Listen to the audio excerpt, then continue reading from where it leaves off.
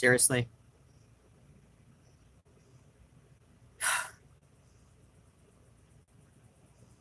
All right. All right, so I guess this is what we're doing now. I have no idea if the other stream is still running. This is so stupid.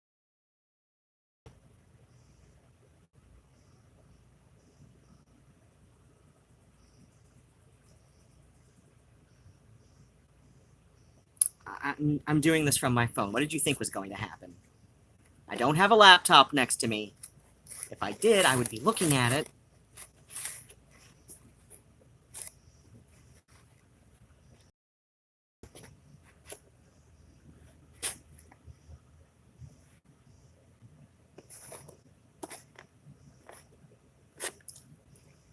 So is anybody coming to this? Is anybody following this now? Yeah, well, I'm only doing this from my phone. I don't have a laptop next to me, so there's no way I can open links without dismantling everything else. And I don't even know why I clicked it. I don't know. I guess I thought maybe it would pick back up. It would pick the stream back up where, it left off. I don't know why. I don't know why I did that.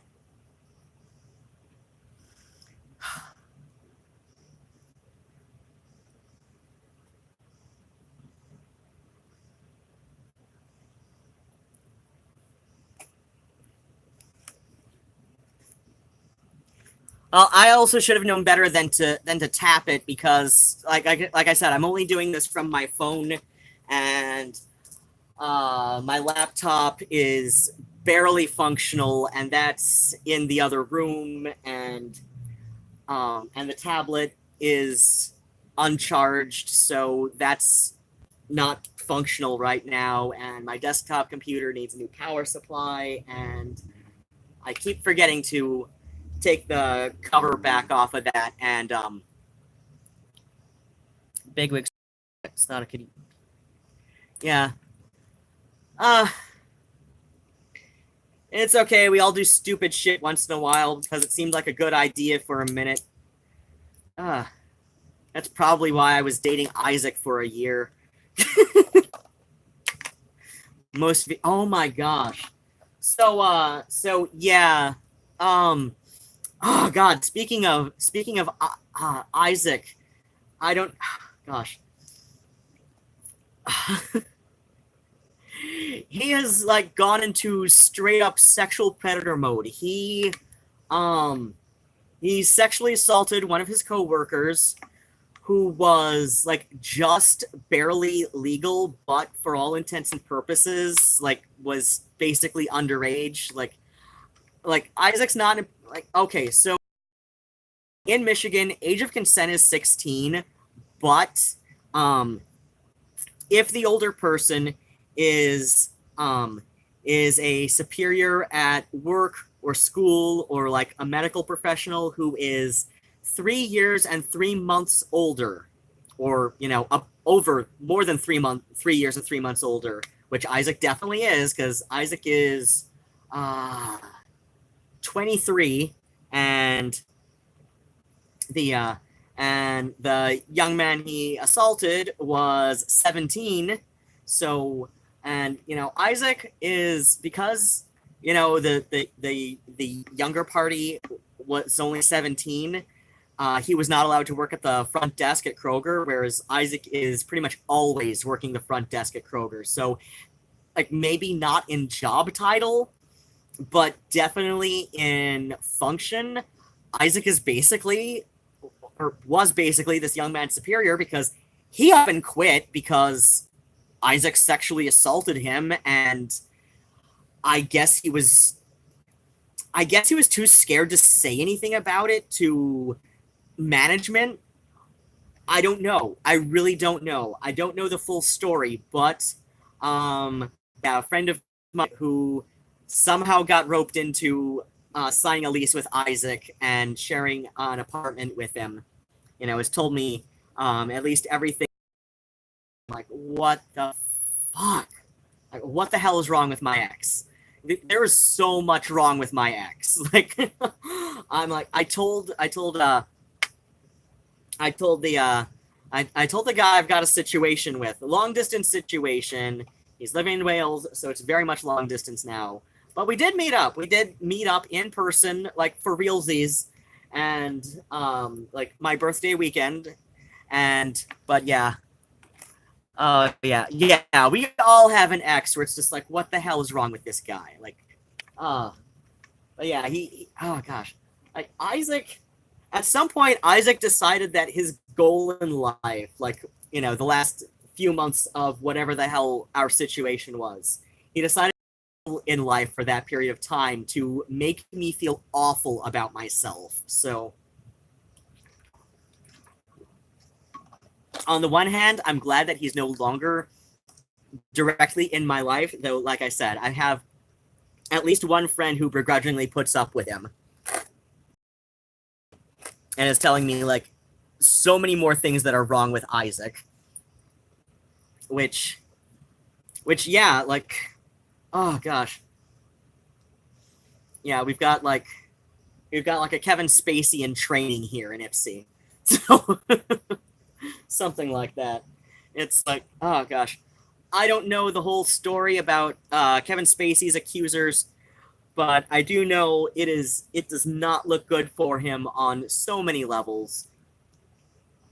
And, well, like I said to my friend who is unfortunately begrudgingly cohabitating with, because Isaac is one of those guys who, like, anything you criticize him over, he's gonna cry homophobia. Like, he is like that one guy that all of the right-wing pundits, say, like points to say like, oh, well, you can make any kind of criticism and they're going to say it's homophobia, even though it's not about that. It's like, I'm like, well, yeah, okay, first off, you're being homophobic about it, and you're hyperbolic. You think, like, nobody would say, like, like I tell Isaac to do his laundry, it's like, that's homophobic.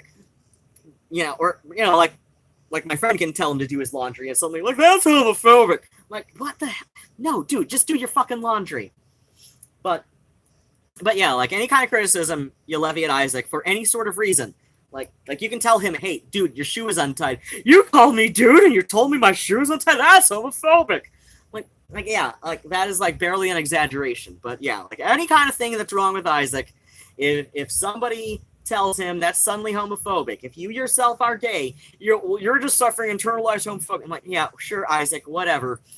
Should make you glad that you no longer have to worry about it on a daily. Oh yeah, that is kind of funny. Oh yeah, that Isaac has decided that like every criticism that people have for him is, yeah.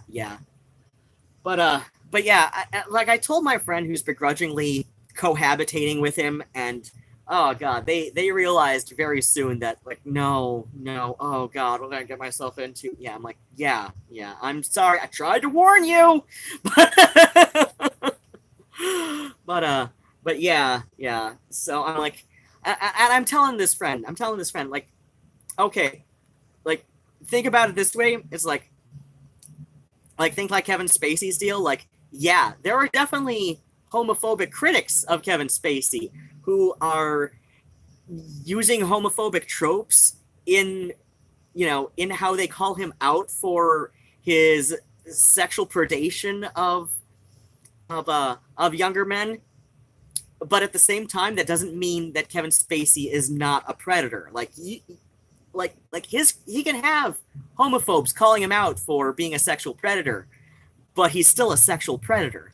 And yeah, in one ear, out the other sometimes. Oh yeah, that's Isaac to a T. And like I would blame, like I actually like kind of like chalk up some of Isaac's problems to the fact that he grew up Mormon. So his family's Mormon, and but yeah, like I was telling because my friend Willow and I was hanging out with her, which is why my stream started late. So yeah, my yeah, that doesn't help. Yeah, I was telling her about how, because I've dated enough ex-Mormons, you'd think I'd learn my lesson. One of my exes out in the LA area is ex-Mormon as well, and I'm just like, oh, why didn't I not know better after that one? But yeah. So you'd think I'd learn my lesson, my lesson after the first or second ex-Mormon, but no, I had to go find myself another one. But yeah, in my experiences, like Mormons, even ex-Mormons, have this weird. It's okay. I waited for you. I'm not. I don't know. But yeah. I've noticed that ex-Mormons, like even ex-Mormons, and Isaac is definitely proof of this, that there is this weird adherence to gender conformity, like conformity to gender roles amongst Mormons. And so yeah, my friend Willow has been rolling her eyes over Isaac a lot lately. And yeah. Isaac likes to congratulate himself on how unmasculine he is, and yet at the same time, the boy can't even do a load of laundry. Do you know or heard of Marina Joyce? I don't believe so. Name's not ringing a bell. That was a comment on you being a tad late. Oh yeah. With being a couple hours late on the live stream tonight. Well, like I said, I was going to see Willow, and I didn't know how weird YouTube was going to be because it hasn't been giving me a consistent subscriber count on my end for the last few days. So I didn't know if like it would cancel my my stream because, you know, phone, like mobile streaming, like they want you to have a minimum of 1,000. And I don't know why. Like they have no explanation for this, but whatever. So yeah. But yeah, Isaac just like, he's one of those people who will talk about how he enjoys cleaning and doing dishes and stuff, but then like he absolutely refuses to do it. You know, until you get on him about it, and then he'll just be like, "Oh no, I'm happy to do." Oh gosh. But yeah, like he'll go on about how hello. But yeah, he'll like try and brag about how he enjoys cleaning, but then like never do any cleaning. But yeah, so he never picks up his shit. He never even does his laundry. And it took me a while to figure out that he never does his laundry. And people ask me like, okay, well, how did you, like, because like the smell of his clothes, like it hit me after he moved out, like where the stench was coming from. And it was from his goddamn pile of laundry in front of my front closet. Like I even gave him drawers in my front closet. I gave him like half the hanger space in my front closet. Yeah, all mouth, no action, absolutely. But no, he'd rather keep his clothes in a pile. So yeah, that was a thing that happened. But yeah, it just doesn't occur to you, like while you're living with it.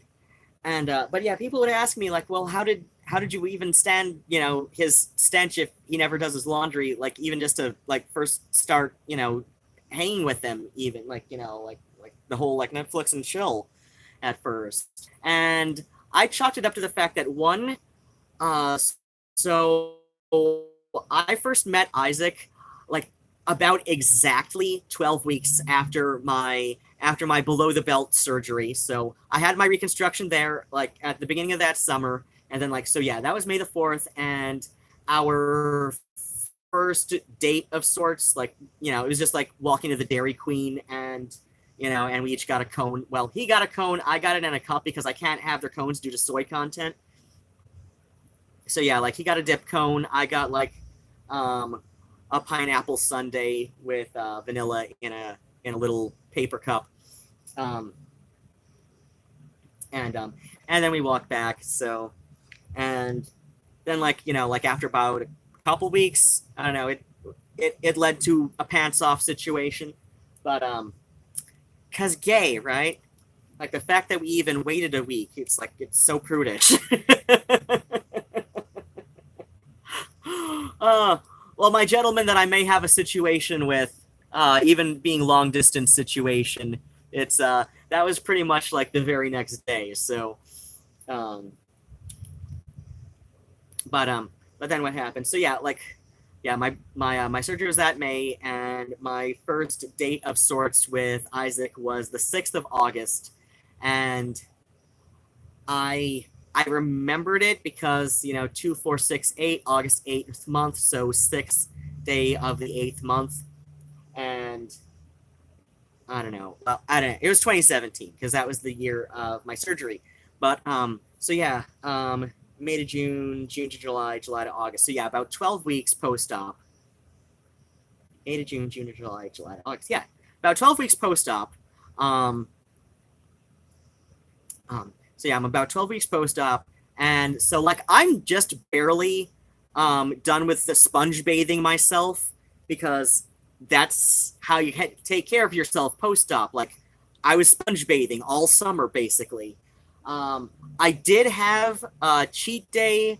Okay, I'll be right back with the poster because hold on.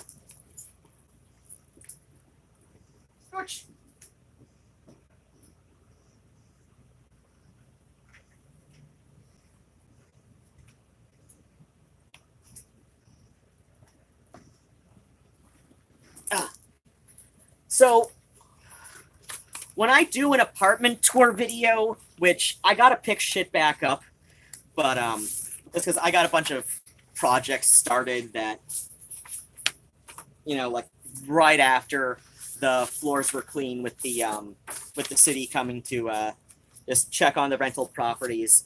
The city of Ypsilanti checks on rental properties approximately every other year. Sometimes it's every third year. But yeah. So about 6 weeks post-op, I had a cheat day, and I went to go see Book of Love at the Nectarine Ballroom. Well, Necto now in downtown Ann Arbor. So of course I had to keep the poster. I keep posters, or at the very least, like the little handbill kind of things, for most of the events I've been to. I've got one for Peter Murphy in Detroit. I want to say that was 2012. Okay, that's more Necto shit. That's so yeah, the mod Chicago Weekender, obviously, yeah, June 10th through 12th of 2010. I went to that. Was this the last one? No, wait. No, I think the other one was the last one. Okay, this was another one. This was. I had to print this one out. I'm friendly with the guy who used to do it. Yep, number 10. So this was the last one. He decided that the 10th was a good year to stop on. He just got burned out, and that he could have passed the reins on to were up for taking it over, and those who could have been up for taking it over, he was not interested in passing the reins on to. And this was another mod event that I went to, and it did not include me on the poster, even though it was arranged long ahead of time. But this event was where I debuted my second novel at, so it was like at a so yeah, there was also a fashion show, and I also had my and yeah, like I said, like I'd scheduled the book release for my second novel like months ahead of time for that. So the fact that I wasn't even on the poster for it just kind of pissed me off a little bit, but I'm like, you know what? I got my poster. I'm happy. I got my poster. I know what happened. The smaller version, like the little handbill size one, like like this, or more like half of this. I've got a couple of those somewhere. I've got a small stack of them actually, but I've got a couple more of those somewhere that do include the fact, and it's very clearly like edited in because it's at the bottom in like not in like Helvetica at the bottom, that like book release. I'm like, what book release?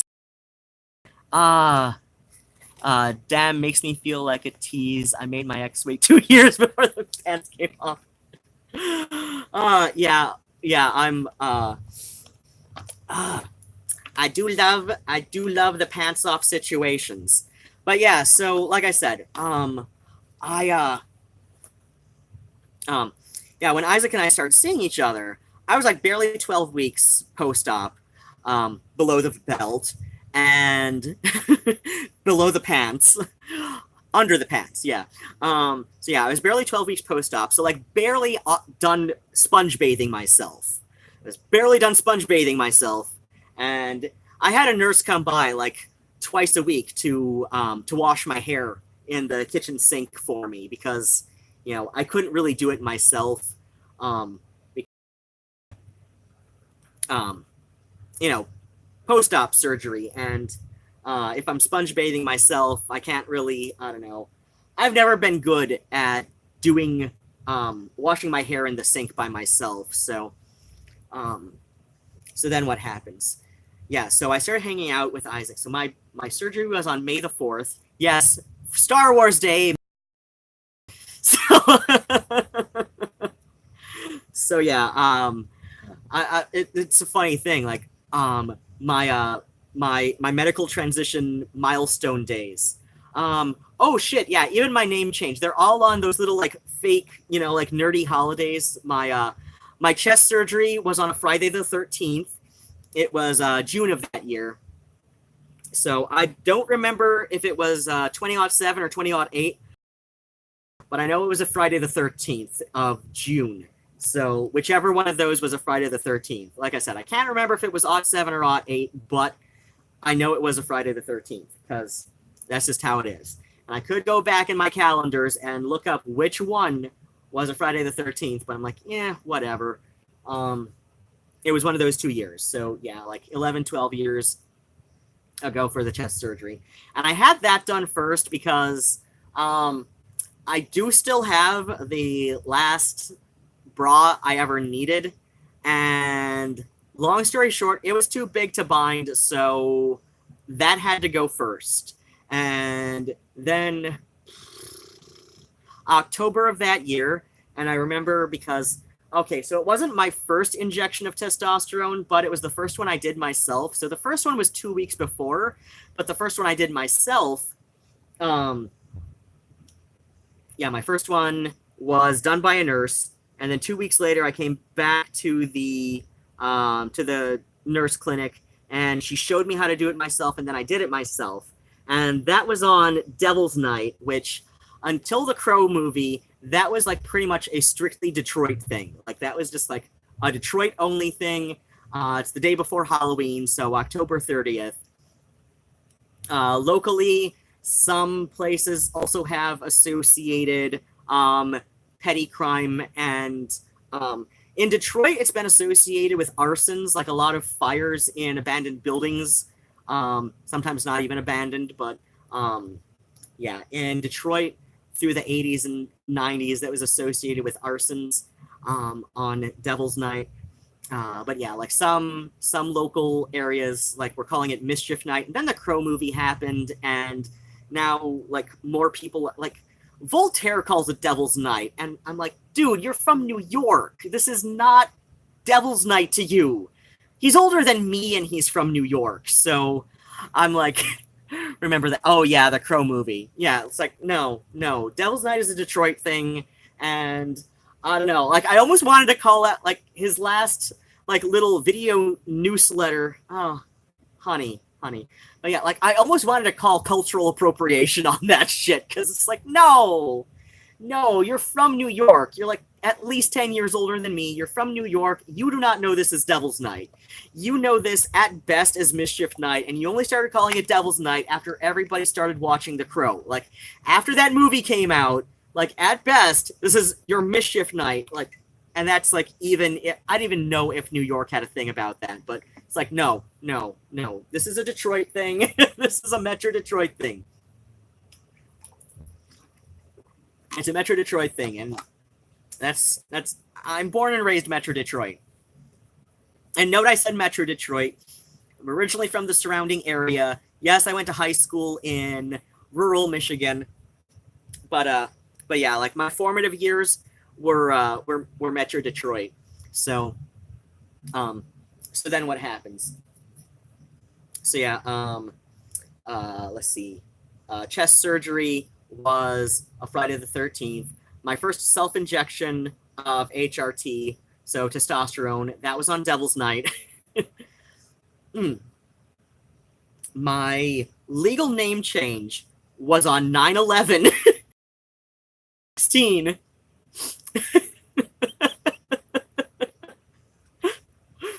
My legal name change was on 9/11, so that just tickled me. Which was also my father and stepmother's wedding anniversary. But that's another story for another time. And so yeah, and my lower surgery was on May the 4th. It was on Star Wars Day. So, and I say lower surgery, and in my case, I got it all done in one go. So I had the hysterectomy, vaginectomy, and metoidoplasty with scrotoplasty. I had it all in one go. And the reason I had it all in one go, there were two reasons. The first reason is I was given a clean bill of health, and I was told you are absolutely healthy enough to have it all done in one go. And the second reason is it was scheduled. We did the scheduling in 2016. Oh yeah, it is very memorable, and that's what I love about it, is that it was all like I said, like the little like fake nerdy holidays where, you know, it's like it's not going to be on anybody's calendar that this is some kind of, you know, like holiday or something. You're definitely not going to get a day off work for it, unless you schedule ahead of time, I suppose. But yeah, it's all, you know, your little like the little like casual, you know, special days. So it's all easy to remember, and I find it funny. But yeah, what was I saying? Oh yeah. So I want to say like November or December 2016, we did the scheduling for that. And we ended up having to reschedule it and like bump it to May because of, I don't remember the full reason, but they originally scheduled me for about 6.5 hours in surgery. I was in surgery a little over 8 hours. 8.5 hours, something like that. So I went 2 hours over in surgery from what was originally blocked off. And so yeah, I was given a clean bill of health, and because we did the scheduling in 2016 and we did it in, you know, like the scheduling, yes, it was December of 2016 we scheduled it. And so of course, like the election had just happened, and so yeah, like University of Michigan has one of the better programs. So they've got one of the better hospitals. University of Michigan has one of the better teaching hospitals in the U.S. I know they're consistently ranked in the top 15 for teaching hospitals in the U.S. Depending on the year, they could be in the top 10, but they're consistently in the top 15. And then what happens? But as far as hospitals go, they also have one of the better programs for transgender people. So I was, so yeah, because they have one of the better transgender programs in the U.S. As far as hospital and health systems go, like there were a lot of people there who work with transgender patients, which would be like all three surgeons who were working on me on my lower surgeries, who, you know, just because like, you know, I already had it all planned to get it done eventually, you know, if I had to spread it out over 2 or 3 different surgeries. So if I had to spread it out, it's like, this is all going to get done eventually.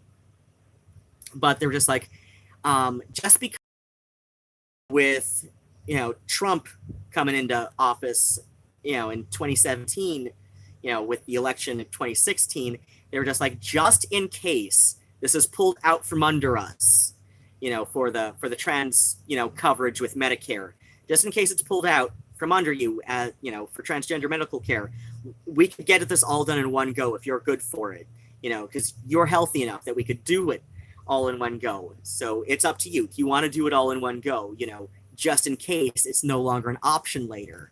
So yeah,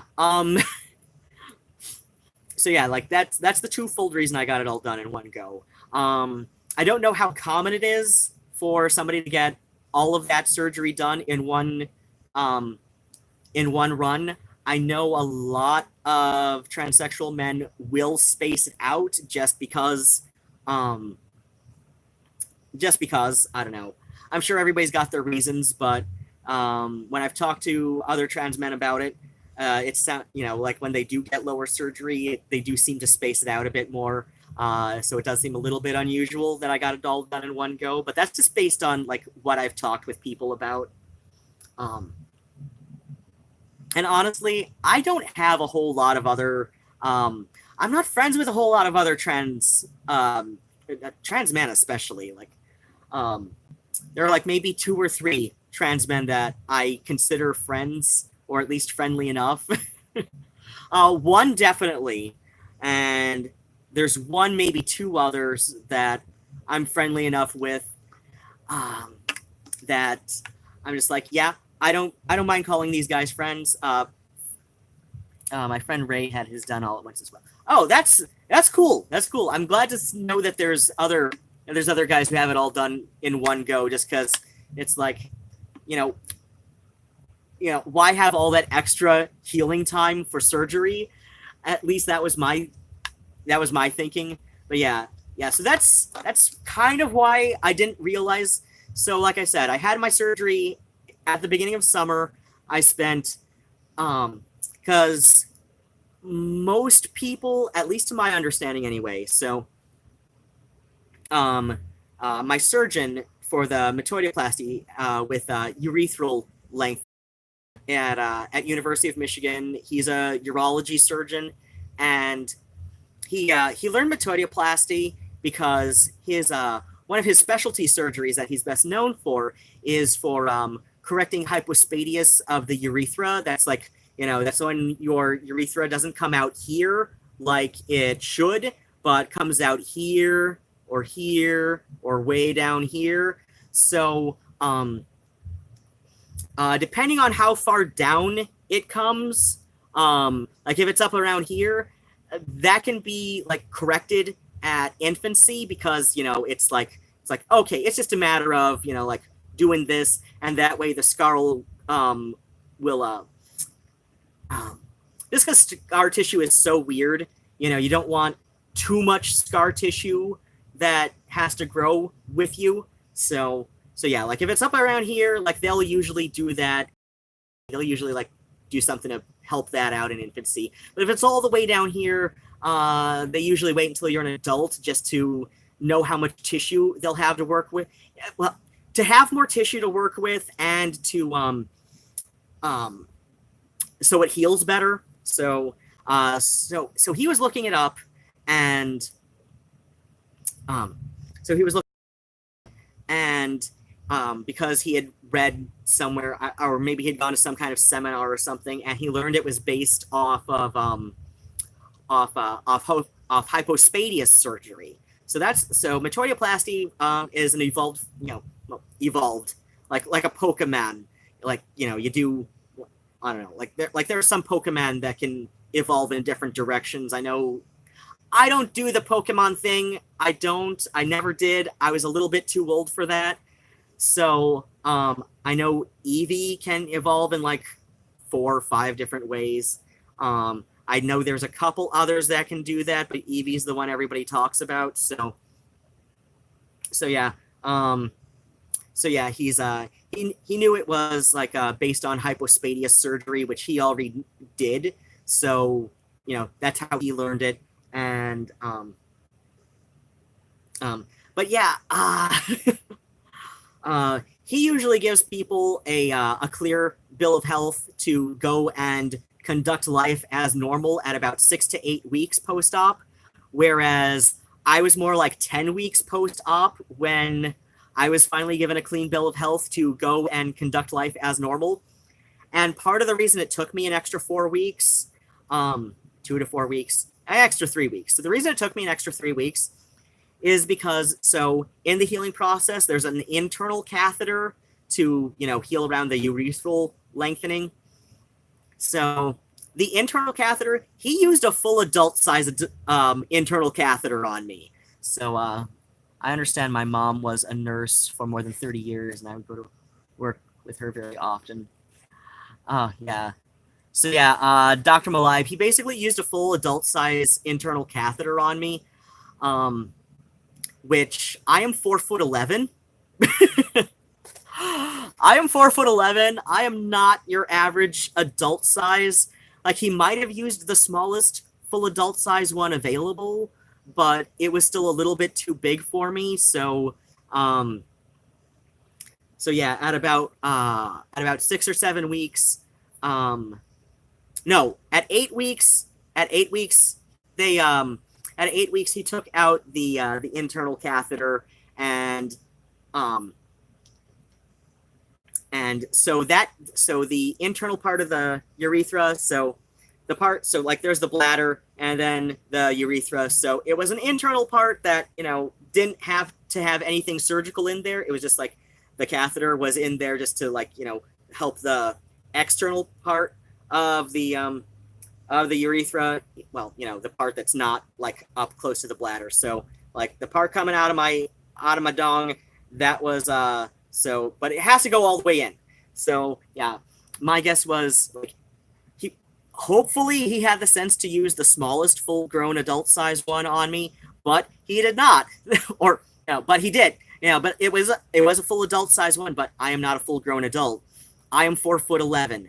4'11" and a half, like, first thing in the morning. But yeah, so I'm 4'11". I am not your average full-grown adult. So yeah, that gave me a little bit of a cut inside. But like I said, it was the part that didn't. It was the part of the internal urethra, the internal part, like up over my crotch. Before little Rowan. Hi. Hey, kitty. I said Willie, not Kitty. I know. Cat butt. Rhythmic cat thumping. So yeah, I had about 2.5, 3 weeks extra to heal. So yeah, that was taken out, but the part that was coming straight out of my bladder was not taken out. So please not on the light. So yeah, the bladder bag was still coming out for the extra 2.5, 3 weeks. So I was still, like, peeing directly from my bladder into a bag. All right, we had a little buffering issue. So if you can say hello to Murnau, just because Nigel is, like, clear over. No, Nigel's under the coffee table. So if you want to say hello to Nigel or hello to Murnau, that way I'll know that we're all back streaming properly as we should. So yeah. But yeah.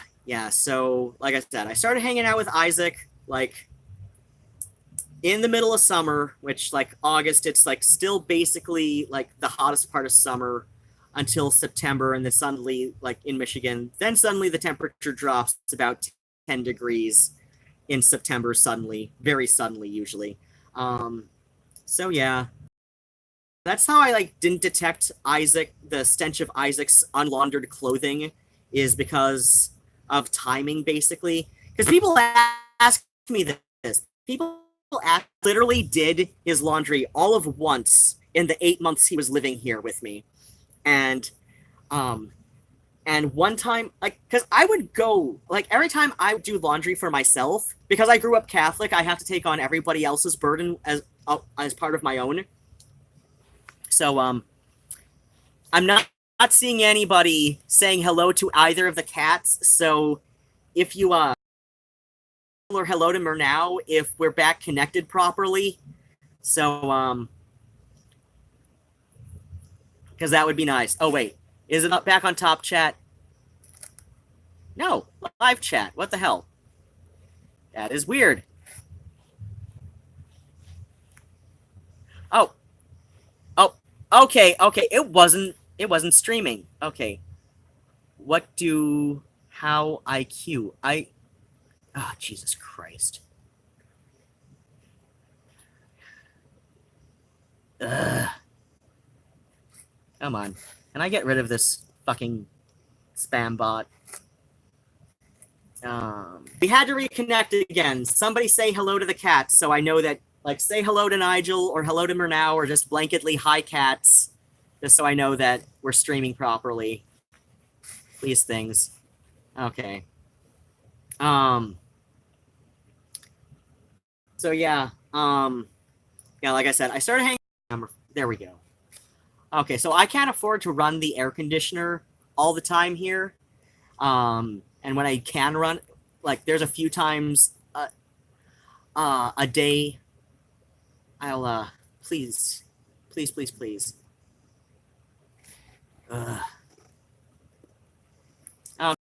We see hi kitties, we see hello. Streaming fine, hi cats. Okay. Oh, Fat Jesus, I know who this is. Hello. Okay, I saw a thing buffering again, so again, somebody say hello to the cats so I know that we're reconnected properly. I'm seeing some video lag on my end, so Jesus Christ. So yeah, people frequently ask me like how I could put up with the stench of Isaac's, and is there bad weather where you are? It gets really hot in the summer in this part of Michigan, and I am like living like right by the Huron River too. I'm like 3 blocks from the river, like basically like a 3-block walk from the river. Granted, I'm thinking in Chicago blocks, so it's probably closer to 6.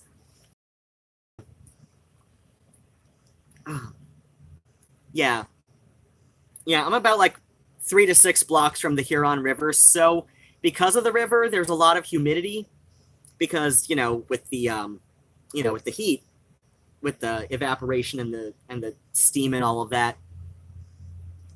So yeah, just wondering if that could be a part of it. Oh,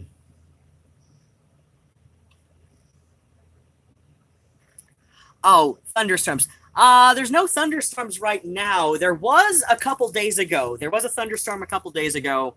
There's also been rain, but intermittently today. So I don't know. It's possible with the rain. I don't know, but yeah, it gets really humid here during the summer. So yeah, so like when I started hanging out with Isaac, like I said, it was early in August. It was about 12 weeks post-op. So I'm barely I'm barely like done sponge bathing. Like I'm barely able to shower again after surgery because yeah, I got the all clear at about 10 weeks, but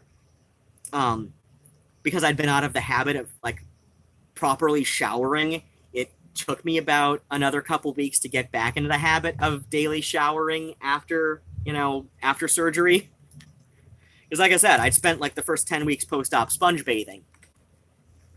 It is so humid here. So because it gets so hot and humid in the summer, I sweat like a pig.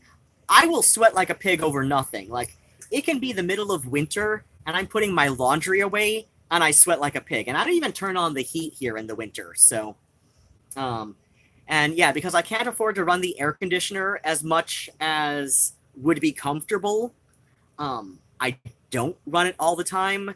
I don't even have it on economy all the time. Like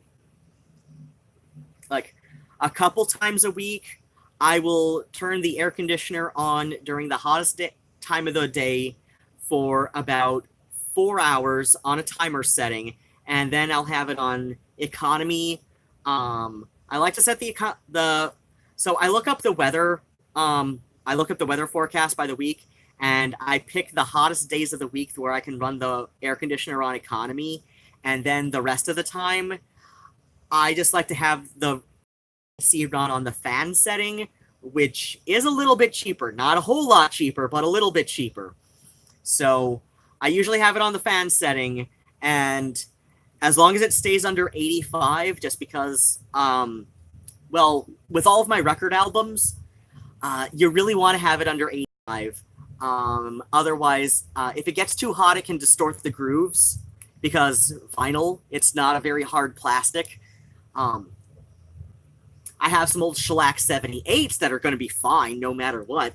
That is seriously the most durable form of your flat record albums is the shellac. Those are the best. Those are the best because those are seriously the, I don't know. You could say they're the most durable as far as being able to play them on the player, but they can get very brittle when it's extra cold, or I don't know. Shellac can get very brittle with age, but yeah, those are going to outlast my vinyl, I'm sure. I don't have anything to play the shellac 78s on though, but I still have them because I love Lee Morse. And so yeah, as long as it's under 85 in here, I just have it on the fan setting, and when it goes over 85, I'll turn the AC on economy. But yeah. So yeah, like I said, the reason I could not detect the stench of Isaac's unlaundered clothes is because we started summer, and I sweat like a pig over nothing. Like I said, it could be the middle of winter, and I don't even turn on the heat in here in the middle of winter because, in part because it just stays so warm in here. Like, it doesn't get that cold in here, because they turn the heat on in the hallway for this building. Like, they turn it on so hot, and there's just enough of a gap under the door to my unit that I get some extra heat coming in here during the winter. And this is about a 550 square foot apartment. This apartment is almost as small as the house in Lansing that Scott and I were living at, or I guess almost as big as the house in Lansing that Scott and I were living at when I was still in Lansing. But yeah, I guess that would be big for an apartment, but small for a house. So, but yeah, this is a 550 square foot apartment. This is not very big. So yeah, I can just suck up the heat coming in from the hallway to the building. And then Nigel lays in front of that door and sucks up the heat, and then it gets a little chilly in here, so I have to chase Nigel away, and because he's such a big boy. He's such a big boy. But yeah, I'll sweat like a pig over nothing. This was a thing that happened. This was just a thing I had to deal with even before testosterone. So, is it a 1-bedroom or a studio? It's an efficiency, technically. So it's not all one big open space. I've had friends over who it's an efficiency, so it's not one big open space. It is it feels like a tiny 1-bedroom. I've had people say it that way, that it feels like a tiny 1-bedroom, and it is definitely bigger than an efficiency. So an ex of mine from this area, not Isaac. This was when I was dating Calvin. So Calvin's ex before me, they had an efficiency in downtown Ann Arbor, and I'm in downtown Ypsi. But yeah, Calvin's ex before me had an efficiency in downtown Ann Arbor that was almost twice what I'm paying for this one, but it was smaller. It was noticeably smaller. And it's not just because that ex was a hoarder. And I'm talking serious hoarder. Me, I get projects and I'm not the best at picking up after myself. On the other hand, I will pick up after myself after it gets to a point, because I do have a breaking point with clutter. I'm kind of at it right now, but I was going to pick it up after the stream today. So somebody's asking stuff. Fat Jesus, if I'm not in chat much, I apologize. I'm at work and you're in my pocket, LOL. Oh, no worries. Let's see. Telco wife, Abby. And if you're not on the first floor, the heat rises. Oh, yeah. I'm on the third floor. So, yeah, in the winter, I get all the residual heat from people. Oh, yeah, because there's a guy right under me, too. And I know we share a duct.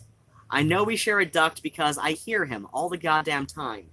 In fact, like, oh gosh, I'm so encroaching this deadline. I am so encroaching this deadline for a recording that I have to do. And fuck my life, I sweat so much as well. I hate it. Oh god, yeah. Oh god, since HRT, I do appreciate winter a little bit more than I used to, but I prefer spring and autumn now. I used to prefer the summer. Granted, part of that is Cancer Leo cusp, so there's a little bit of a Leonine ego there. And because, like, my birthday is in the middle of summer, July 22, same as Rufus Wainwright, and this is not my top base coat. So yeah, I share a birthday with Rufus Wainwright, and here's a fun fact about that is, so yeah, his name Rufus is the Latin for red-haired, whereas my name Ruadhán, which is Irish Gaelic, also means red-haired. So, and we're both natural brunettes, and so yeah, that's the thing. And both born on July 22nd, both astoundingly gay, and fairly effeminate, and yo to Couch Creep official as well. Gosh, I've been getting an influx of spammers here, and I hope Cherryberry is... I don't know if I can moderate this all myself. I don't know if you remember my name also means red hair. Oh, right! Oh, that's right, Russell. Yeah, I do remember that. Yeah. That makes sense. Oh, gosh. I think that's more Danish, maybe? Oh, that one still has blue on it. Okay. I just realized that you are close to... Yeah, I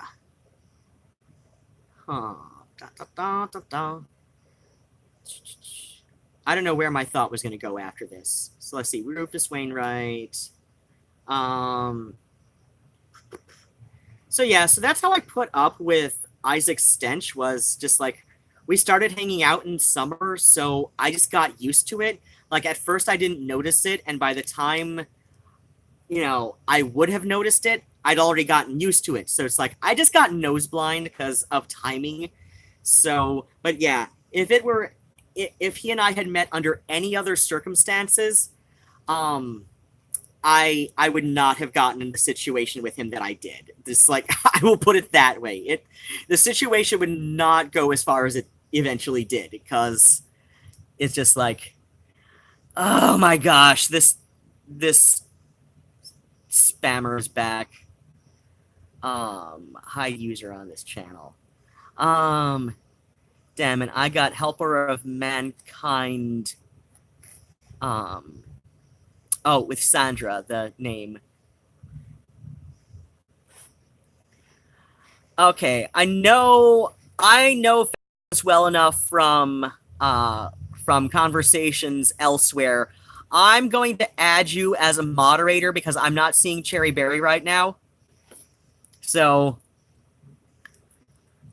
and I know you're at work and can only do so much, but I'm basing my judgment call on a buildup of trust. So, why is this giving me the arrow to scroll down further? I don't know. I'll figure it out. Something's gonna happen. Something's gonna happen, and I don't know what. But, shit. Yeah, I gotta get around to, like, actually doing the assignment that has been asked of me. It is work-related, and yet here I am streaming because one of my default responses to stress is avoidance and procrastination. On the good side, now being medicated for my ADHD as well as my anxiety disorders, I realize that I'm doing this. On the other hand, the key is to stop doing it once I start. And but yeah, I have I have kind of a plan in my head to do to crack down and do a bit of this assignment in part this weekend, and in part I don't know. It depends on when I stop the stream. I might I've been getting a start on at least the on at least part of the arrangement already. So with the lyrics and everything. So I've already got that part done. I've been working on that arrangement already, and then what happens is, but yeah, with the neighbors downstairs, they are just loud enough that I like to wait for them to go to bed before I do anything involving recording. I would do it during the day, but you know, when they're at work, but because it's so goddamn hot, I can't really do anything. I just like have no motivation to do anything like physically. Like I am just so, and just like it's like it's too hot to move sometimes. And plus I've got other things that I have to do during the day, especially this week where everything seems to be all higgledy-piggledy. My food assistants got borked up. I think it has to do with the fact that, oh gosh, I seriously got a thing saying, hey, get us this stuff by this date. And that date was not only my birthday, but it was literally the day after I even got the goddamn letter. So, like, the only way it would have gotten there on time is literal teleportation and time machine or something. And just because I don't have a working printer at home, I had to figure out time for the library, and I don't know, it got there late. Like, I couldn't get there on my birthday because I had shit I had to do because it's my goddamn birthday. I had goddamn cupcakes to frost. So, yeah, that was a thing that happened. And then what happened is, so yeah, like my whole birthday weekend was just so goddamn busy, and like, I don't know. I'm hoping it's just something about that, and I would have called Monday or yesterday, or even today, honestly, but there were other time sensitive things that I had to do on Monday and Tuesday, and today, like, I was seriously waiting for Willow to get her shit together. At some point, like most of my day was occupied like waiting for Willow to get her shit together, because we had tentatively scheduled on Monday that she had a day off today, so we were gonna go do shit today, because I hadn't seen her and hung out with her since May. Like, I had seriously not seen this woman like all summer so far, just because, like, you know, unstable employment and subsequent depression hole from that. So yeah, my food stamps are borked up. I did not get my deposit on the 19th like I should have. I got a deposit on the 3rd of $106. I normally get $192 a month on the 19th. So that's like just a little more than half of what I had been getting. So yeah, that's not right. Plus with me having food allergies, it's like that's like $25 a week. Nobody can make that happen when you're allergic to soy. Because like, I mean, like my bread alone is like $4 a loaf. It's like $4 for a loaf of bread because I have a soy allergy. And like, go to goddamn Kroger, look at that, like, you know, that like $1.50, like 2 for $3 on the little loaves of Kroger white bread. Turn over the loaf, read the ingredients. There's going to be soy flour or soy lecithin or both in there. Like, I assure you.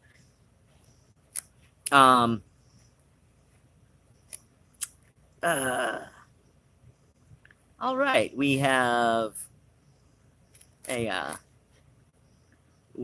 imposter fat Jesus. This is nice. Ah.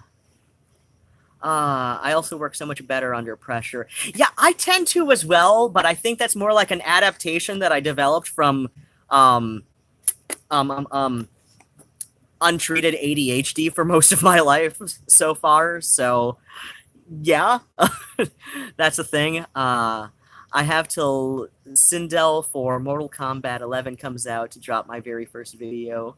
Nice. Wait, do you have like food banks around you? There is a food bank around me. Just up around the corner from me is a church that every Thursday, so I'm going to do that tomorrow. Every Thursday they do a food distro at a church that's like basically up around the corner from me. I've done a couple food bank hauls from there. I was going every month, but then I ended up with a hoard of canned goods that I hadn't gone through as fast as ideally I would have. So, but like every month, like about a third of it, I would have to give away or something anyway because of my food allergies. So yeah, I plan on doing that tomorrow, and but before that happens, there should be, I don't know. It depends. Um,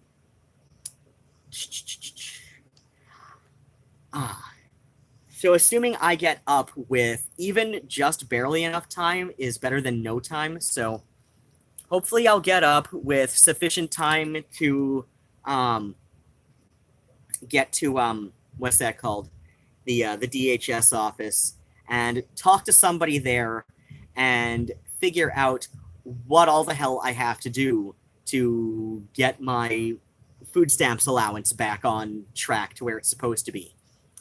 Like I said, I'm pretty sure this is related to the fact that I got them some info late, and the only reason I got it to them late is because they literally did not even get me the letter telling me that I had to get it there until like the day before it was due. Like, well, okay, I picked it up on Friday, but that is okay, whatever.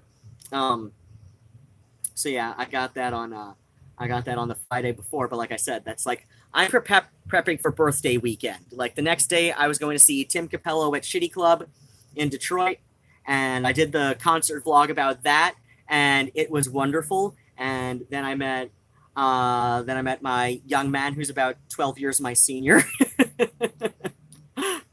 And he's back in Wales now, but I really want to go visit him. Early in 2020. I would really like to.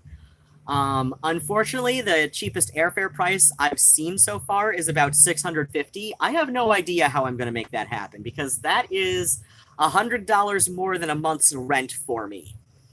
And after I finally get done with this goddamn exterminator bill, which either this month was the last payment on the exterminator or next month is. So that will free up another $50 a month.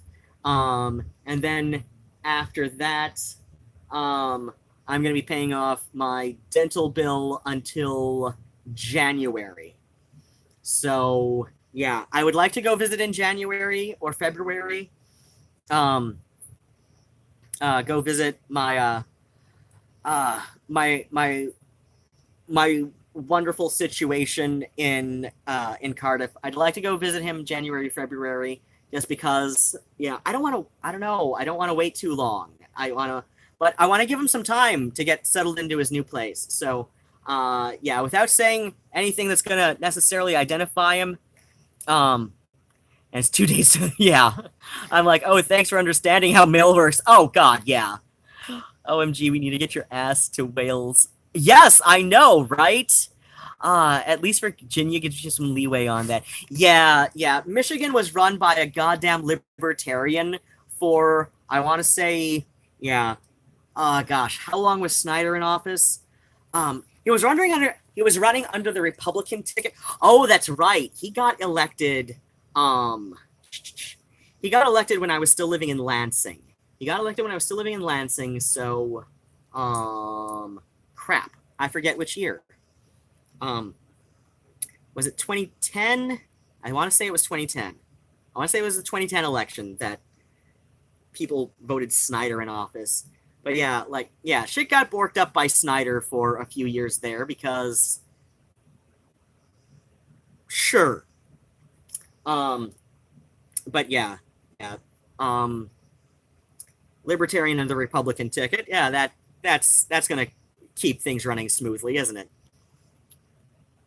We've got somebody else now. Unfortunately, I keep forgetting her name, even though it's on every DHS letter that I get. But then what happens is but yeah. So yeah, unfortunately, like, given a normal month, I have just barely $200 of spending money, like, to live on for the rest of the month. Right now, with my extra bills, so like I said, that's like roughly an extra $100 that I have to pay off. It's like just under $100 for the rest of the month. That is like that's like nobody can do that.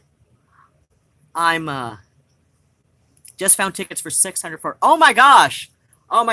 Yeah, like, I did a search about 2 weeks ago, and I was looking, and it told me something like 850, and then I looked again today when I was hanging out with Willow, and she was just like, oh my gosh, I was, maybe I can send you some, maybe if I get she was like, thinking like maybe some Christmas money to put toward a, airfare or something. So I looked up the airfare price, and yeah, it was like 650-ish. But yeah, if you're finding 604 or something, that's nice. That's so hard. That's so far the oh my gosh, curse you, auto incorrect. It keeps spelling it like the animal. But gosh. Oh, my Welsh is still very rusty. I was telling him his is worse. He says his is worse than mine. I write it better than I speak it right now, but yeah, my maternal grandfather was Cornish. He grew up in Cornwall in England, and my maternal grandmother grew up in London. But that sounds like a good idea for a Christmas gift. Yeah, she wasn't yeah, I mean, she works at JCPenney's, Willow does. If you go to Wales, just don't get married and then divorced and cry about how you're stuck and homeless in Germany. Oh God, yeah. This is definitely something we're going to proceed with, like, adults, right? Like, I figure, I don't know, I want to go visit him, and like, I'm thinking maybe a couple weeks, just because I don't want to leave the cats any longer than that. So yeah, I don't want to leave the cats any longer than that. Yeah, only Nigel is good to travel with me as far as, like, ESA certificates go. But Nigel doesn't do well with strangers. So granted, I don't know, like, Nigel's been kind of weird about the guys I'll bring up here, whether it's a boyfriend-like situation or whether it's just some quick and casual. So yeah, like, Nigel was terrified of Calvin, so I don't know what was going on with that. But yeah, Nigel was terrified of Calvin. I don't understand it, but he was. He was just absolutely terrified of Calvin, and I don't know why. Nigel was okay with Isaac, and Nigel was definitely watching when my current situation was over here, even for just the day. But he's jealous that someone's getting his attention.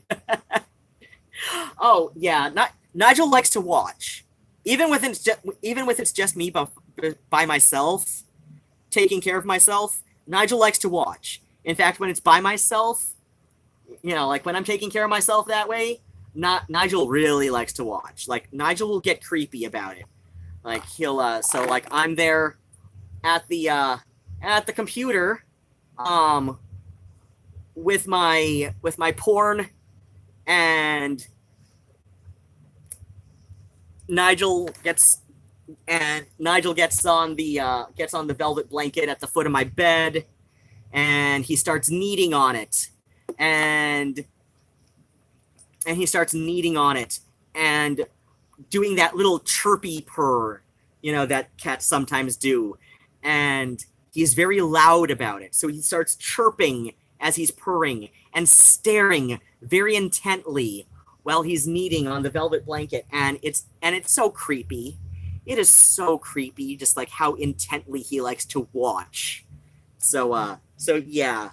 He definitely prefers to watch while it's just me by myself trying to take care of things. But yeah. Oh yeah. Laugh your ass off, just like Isaac did, and then Nigel likes to watch, and then oh yeah, when it was just when I was telling Isaac about it, that Nigel likes to watch while I jack off. Isaac thought it was hilarious, and then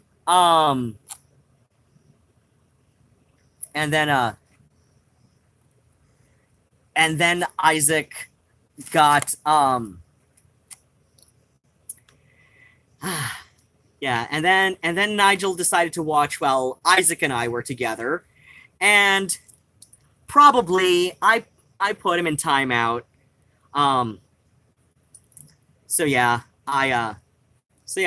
Then Nigel decided to watch while Isaac and I were together, and then Isaac decided it was creepy. And I said, just throw a blanket over his head and he'll move. I mean, granted, he'll be right back in about 20 minutes, but he'll still move. And then, Isaac would argue with me, but if I throw a blanket over his head, it's like I've acknowledged him. I'm like, you've acknowledged him already. Just throw a blanket over his head and he'll move. So yeah.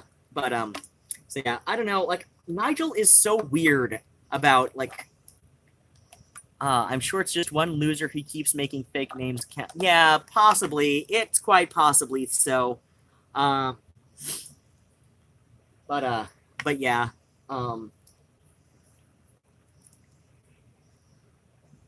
yeah, just because of how Nigel is with strangers, if I do go and visit my my situation in Wales, I would I'd only be gone about 2 weeks, which is plenty, which means that it's just short enough I can just go visit on passport. I don't need to apply for a visa or anything.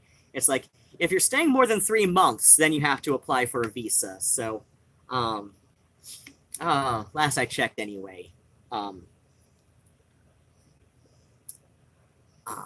Yeah. Well, last I checked, I was looking for Belfast, and that was before I met James, too, so,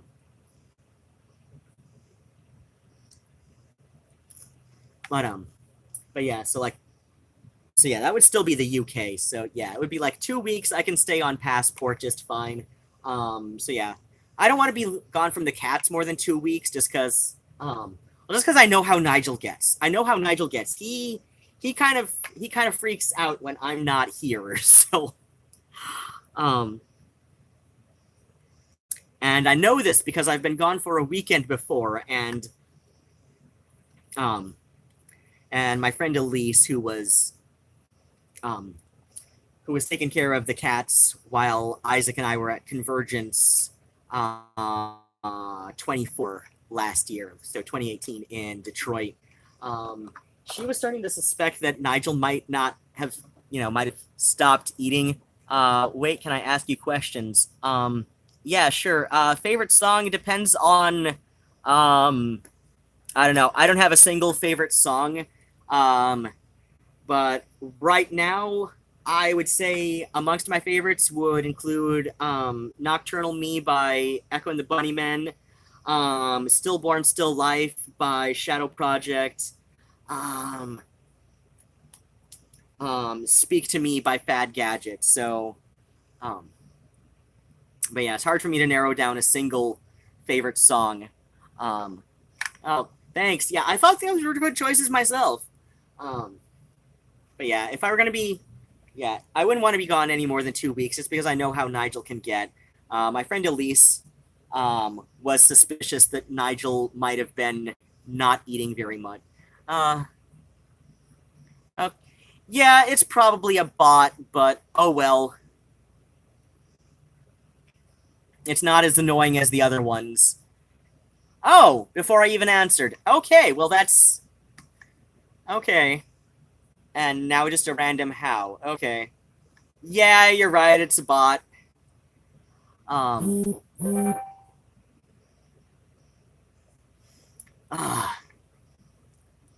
Yeah, Elise was suspicious that maybe Nigel might have stopped eating while I was gone for even a weekend, so...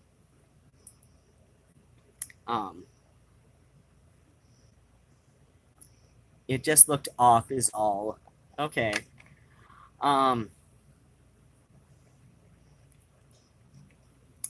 So yeah.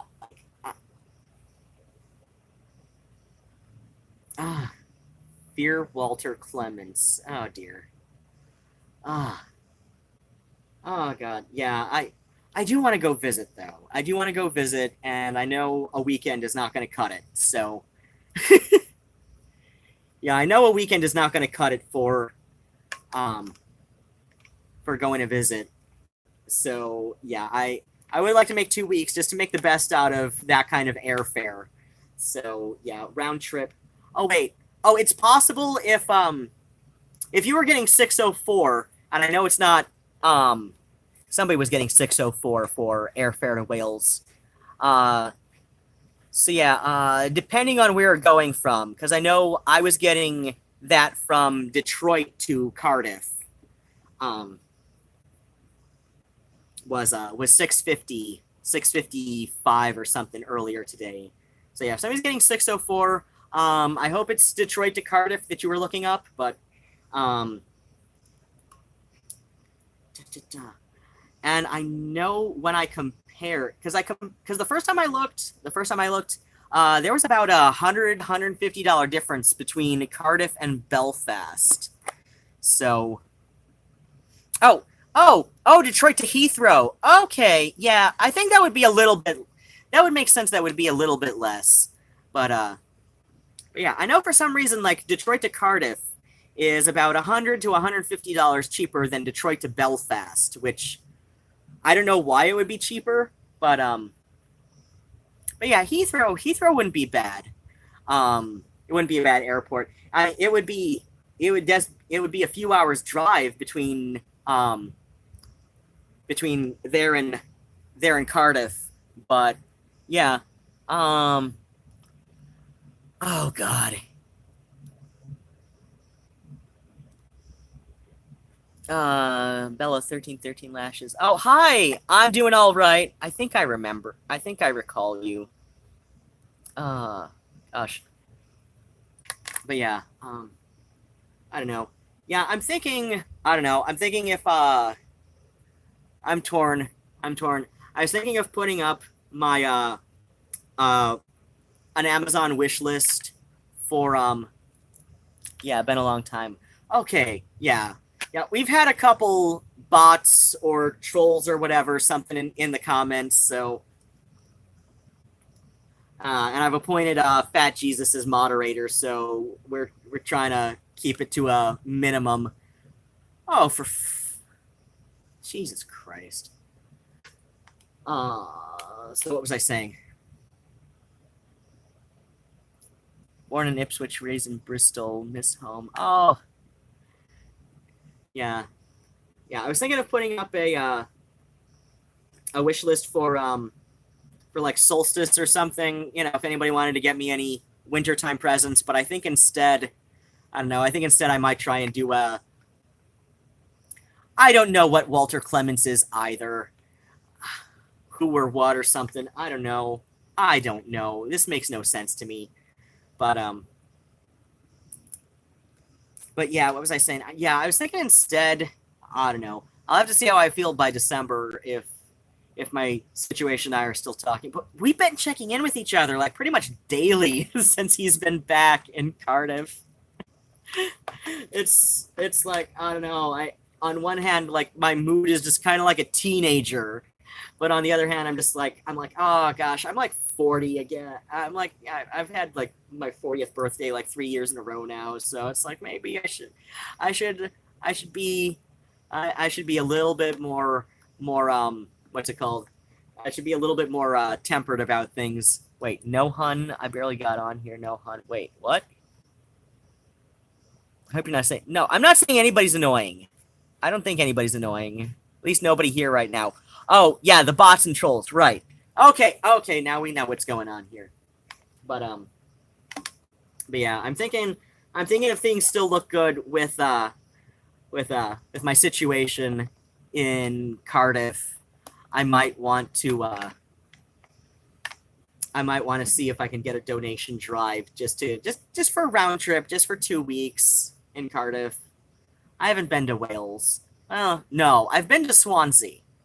I've been to Swansea because my when I was in high school and junior high, I would spend summers with my eldest sister and my brother-in-law.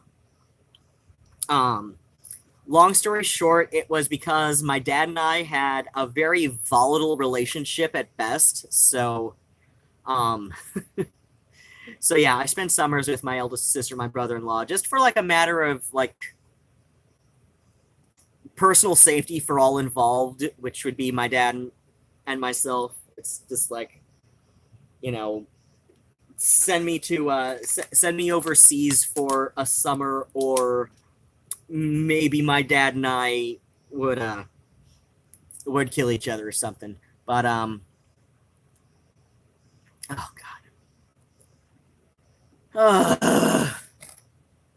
So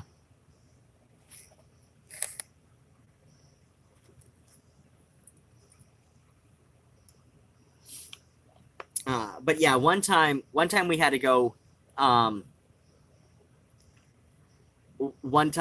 to Swansea for some reason. My eldest sister was a roadie. Just long story short, she's a guitar technician, so she's not like roadie as in road manager, but roadie as in road crew. So yeah, she was a road crew member, and she had a job in Swansea, and I don't know, just for the hell of it, we decided to drive, just for whatever reasons.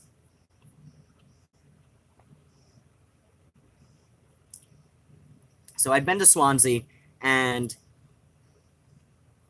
that was like 1994, so it's been a good 25 years, and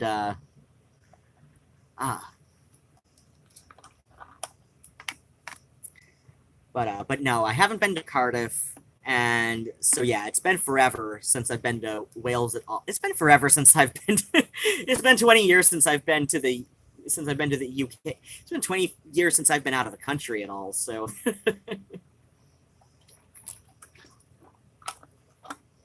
I have the worst goddamn passport photo. Hold on, I gotta show off my terrible passport photo since we're talking about trans stuff. Scooch. Thank you.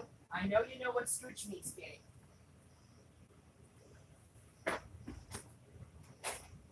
This is not right. There's the goddamn weights. Okay. Wait, here's this here. Oh, here's the.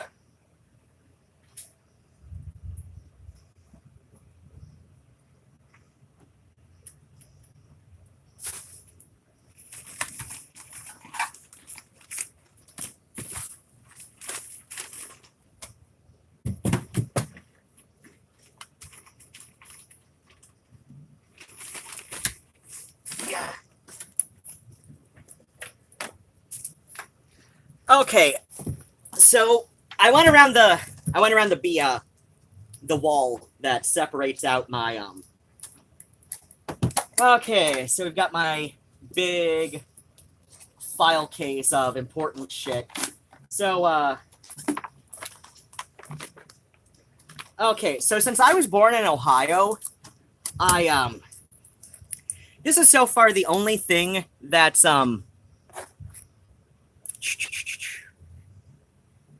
the fuck is this?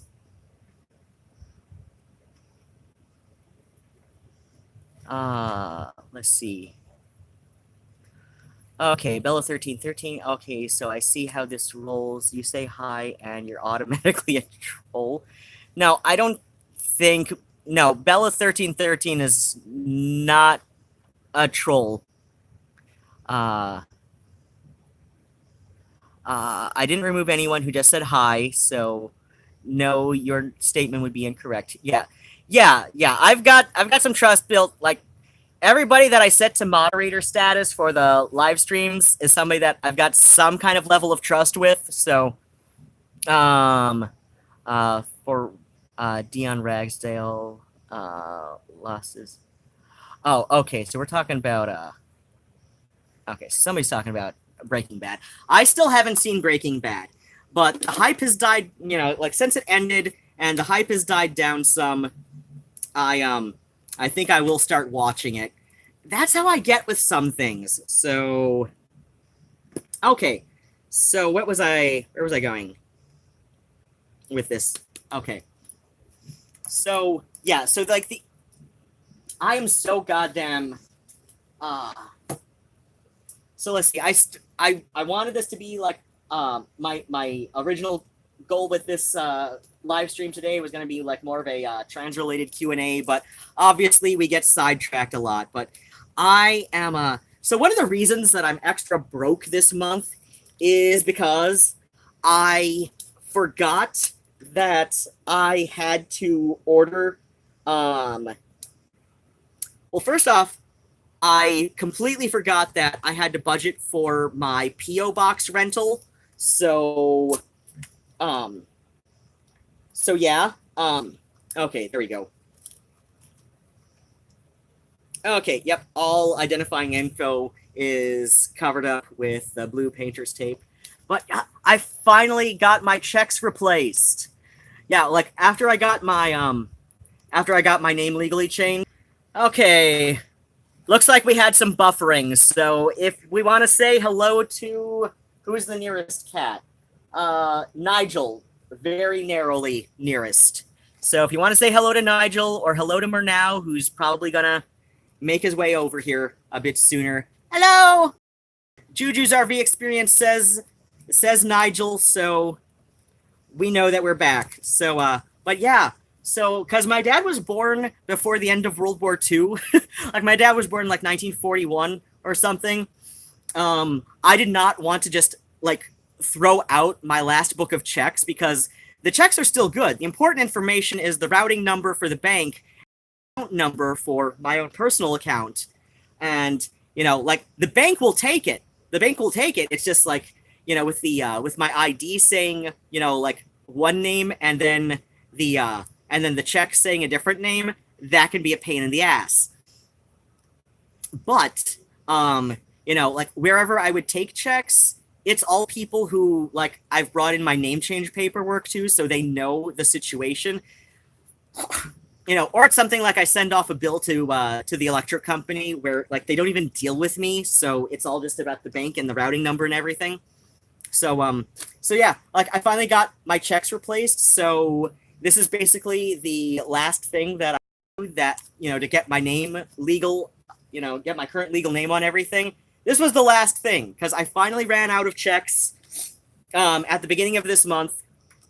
Or, I used like my last one. I don't know. I think I had like one more in the book, but whatever. So, but yeah, I have literally the worst passport photo. And let's see. That would be identifying info. And I don't want everybody knowing the exact year I was born because I reserve my right to mess with people about that. And that is definitely some kind of identifying number down there. So, but yeah, I don't know who all has a passport, but they want you to take off your glasses for your passport photo, which just seems counterintuitive to me because if you wear your glasses all the time, then like like this is the worst passport photo. This is the worst photo of me ever. Well, I was also 80 pounds heavier in this photo. No, I wasn't 80 pounds heavier because this was taken in this photo was December 2016, so I'd already dropped the 50 after I'd already dropped the 50 pounds that I lost between Lansing and Ipsy. So yeah, I was about like 30, maybe 35 pounds heavier in this photo. So okay, I can see a huge difference in the weight in my face between this one and here. But yeah, this is seriously the worst photo of me is my passport photo. So yeah. But yeah, because I was born in Ohio, I had to go in the roundabout way to get my gender updated on my ID. So my passport says M. So my passport says M, and my state ID says M. Unfortunately, I was born in Ohio, so my birth certificate does not yet say M. And in fact, I'm part of a class action with the ACLU Ohio to change that law so that it can say M.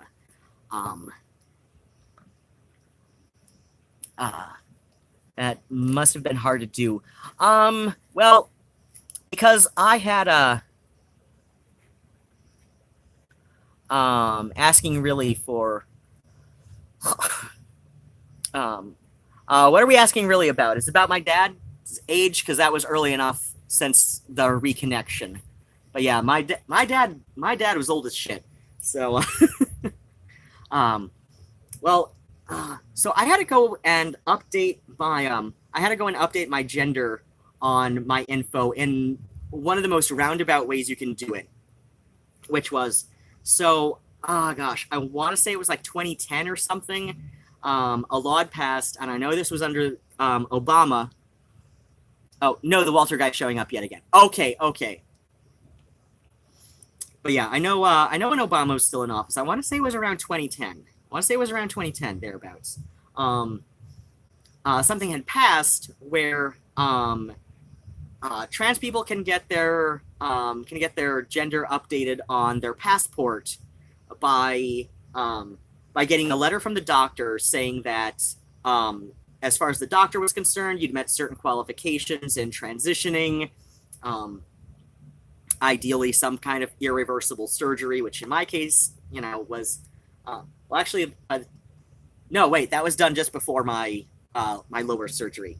So then what happens? So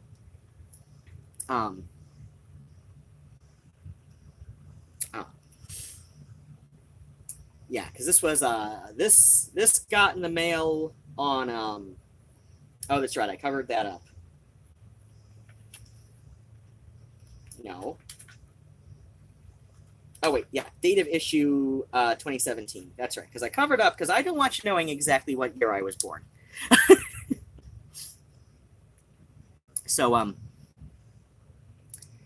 yeah, there's a couple ways you can get your gender updated as a trans person. One of the most common ways is to have your birth certificate updated to reflect this, and then it automatically applies to state ID or driver's license, social security, and everything. A lot of people just go straight for birth certificate in Michigan anyway, assuming you were born in Michigan. I was born in Ohio, which is one of 3 states left. One is Idaho, one is Ohio, and I can't remember if it's Kansas or Tennessee. One of them is still the third holdout. And I can't remember if it's Kansas or Tennessee. It might actually be both. It still might be only 4. It still might be 4 states, but I know definitely 3. I know definitely Idaho and Ohio. I was born in Toledo. So yeah, in Ohio, they won't let you update your birth certificate. Now, my birth certificate was updated to reflect my name change, but but not gender. So, so yeah, that's just peculiar that they'll let you, because if it was a fact where, because if it was a thing where they would just, if they're just like, well, no, it's a permanent document and nothing on it needs to change. So it's like, why would they update it to reflect name change, right? So the fact that they'll update your birth certificate to reflect a legal name change, that's probably what the ACLU Ohio is going to argue in the class action for this. So that would be nice when it finally passes in Ohio to get this updated. But yeah, like I said, so I had to go in the most roundabout way because I was born out of state, and specifically born in Ohio. First, I had to get a letter from my doctor to send to, we had the lawyer just send the form letter that my doctor would fill out all the little insert name, insert surgery, whatever's, and all of that. So my doctor got the form letter from my legal services lawyer. My legal services lawyer was just the sweetest lesbian too. She was great. She was so sweet, and she adjusted things like she took out some of her own money so that to reimburse me on the fees just because of how broke I am with living on Social Security disability, and that was just so kind of her to do that. But then what happened? So yeah, we had to go through the method. Okay, hopefully done buffering. Somebody say hello to Nigel, or something. Oh my gosh, this.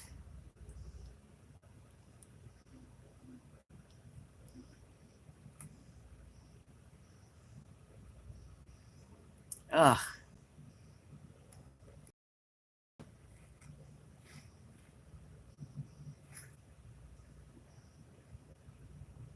Oy.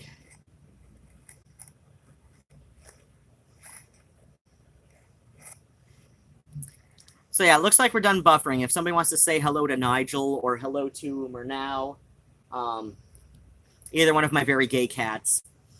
Looks like we're back. So then what happens? So yeah, I went the roundabout way. So we got a form letter to my doctor. My doctor filled out the form letter. Possibly, I don't know what the hell is up with the comments section today. So yeah, form letter, my doctor. Doctor filled out the form letter, and then we sent it in with my passport application. And so we updated it with the passport, and getting it updated on the passport was enough to, because passport is a federal document, and that's all. So yeah, to get it updated with Social Security and ID, I just needed some document to reflect my gender change, whether it be an updated birth certificate, which I can't do, at least for gender, because born in Ohio, or a federal document such as passport. So that was enough to get it updated with Social Security, and so now my Medicare is male, and see, this is something that I don't know. I've been thinking about maybe doing a separate video where I just specifically address a couple things that people have brought up to me because I'm trans.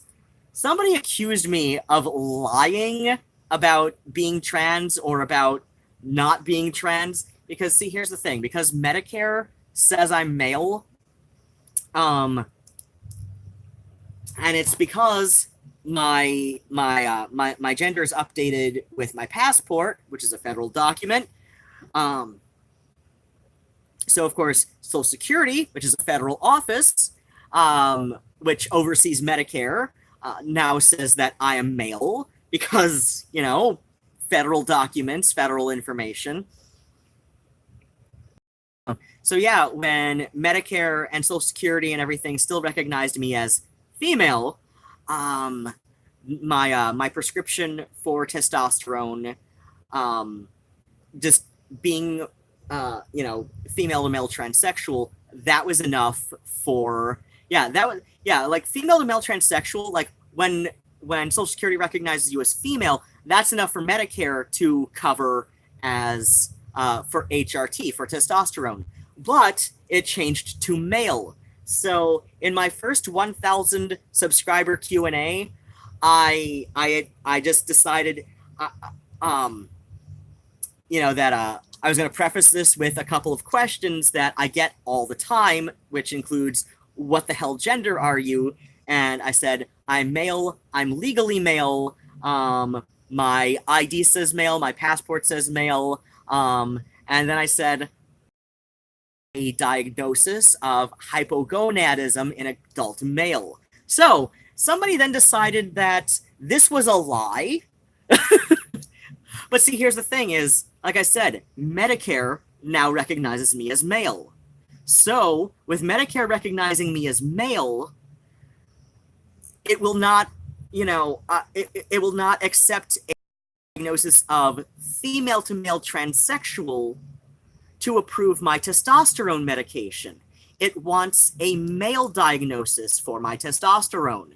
So, my doctor also has in my diagnoses hypogonadism in adult male. Now, the reason this person said, well, that's a lie, that's just a straight up lie, I'm like, no, it's not a straight up lie, because, and then they were just like, well, that implies that you have working testicles. I'm like, actually, it means the exact opposite, because, you look it up on Wikipedia, and Wikipedia will say hypogonadism is a lack of functioning testicles, or it means that your testicles do not produce testosterone.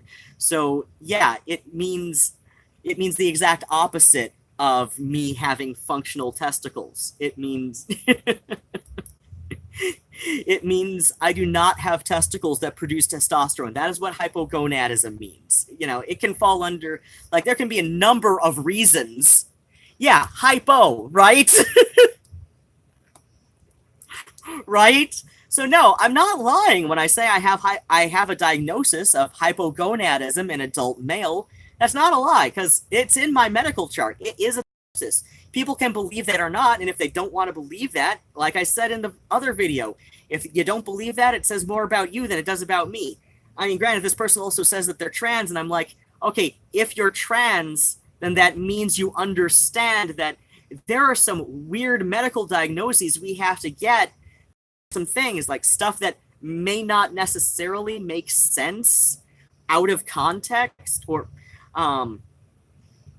like if you only know, like, a couple weird little things, like if you don't understand the weird medical status that a lot of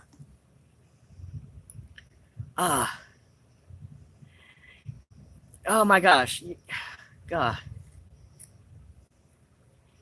Yeah, I don't know if this is if you're a troll account or a bot account. That's why I set the time out, because it's like I don't need to deal with caps lock. They've been running rampant on you.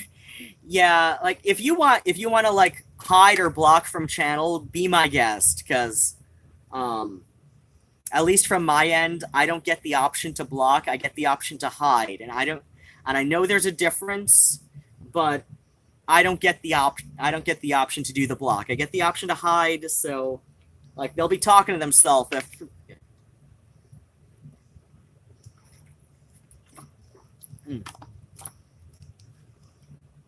Yeah, I know hide is like the shadow ban kind of feature on YouTube, where like basically they end up talking to themselves, but so yeah, I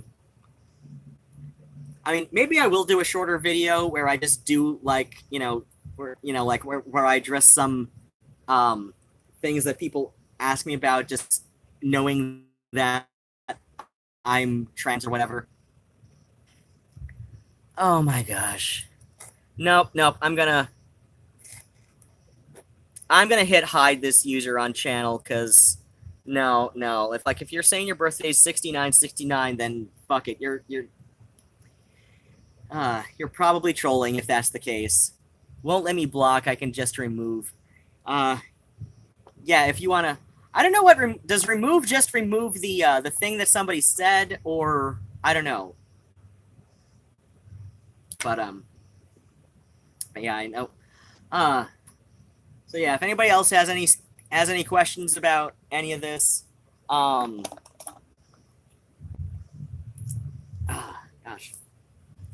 But yeah, so like I said, about 6 weeks after my lower surgery, I don't know who all is still on here from earlier in the stream. I cheated. Like my surgeon told me that, to just like take it easy for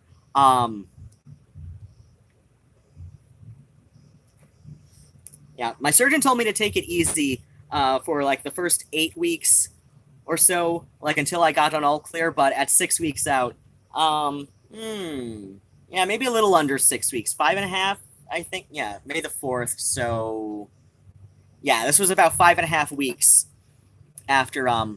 Wait, I missed the beginning of my live stream. I've transitioned female to male. So I started about 11 or 12 years ago. I've already transitioned. Like, as far as medical stuff goes, aside from lifelong HRT, I'm fully medically transitioned. So like, no in transition or whatever. It's fully done. I know a lot of trans guys go back for the silicone testicular implants after metoidioplasty, but I don't know if I necessarily want to. It shouldn't. I think Medicare should cover that. They should anyway. But yeah, Medicare, Medicaid, Michigan Medicaid does cover transition-related care. So yeah, it should be covered if I wanted to do that, but I don't know if I want to, because I've also been talking with my piercer about maybe getting some scrotal piercings, because scrotoplasty was also part of my lower surgery. It's empty, so yeah, that's it's not so yeah, I've got the wiener, just not the not the boys behind it. I've thought about it, and I'm thinking I don't know. I'm torn. Like, I don't know if it'll be more trouble than it's worth. Just to have it there. I know a lot of trans guys like to, just because, like, they feel more complete. I saw. No, wait. I don't think I have seen Jammy Daughter's video about that, about his testicular implant surgery, because I know he got that 6 months after his metoidioplasty. But yeah, currently I've decided not to. I mean, I know if I ever change my mind that the option is there, but I don't. As far as I'm concerned, it's complete, medically speaking. So it's just with the size, with the metoidioplasty, you sacrifice form for function, whereas with phalloplasty, you sacrifice function for form. And unfortunately, female to male genital options, those are it.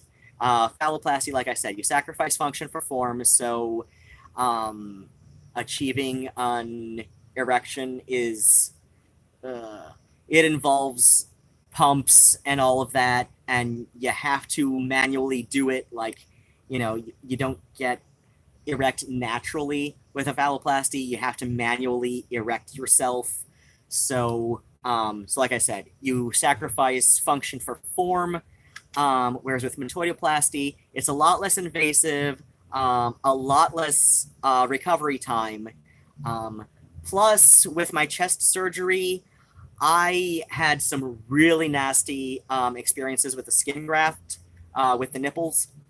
So I decided, what, metoidioplasty is just, it's going to have less heal time. It's going to, I would rather have form. I would rather have function than form.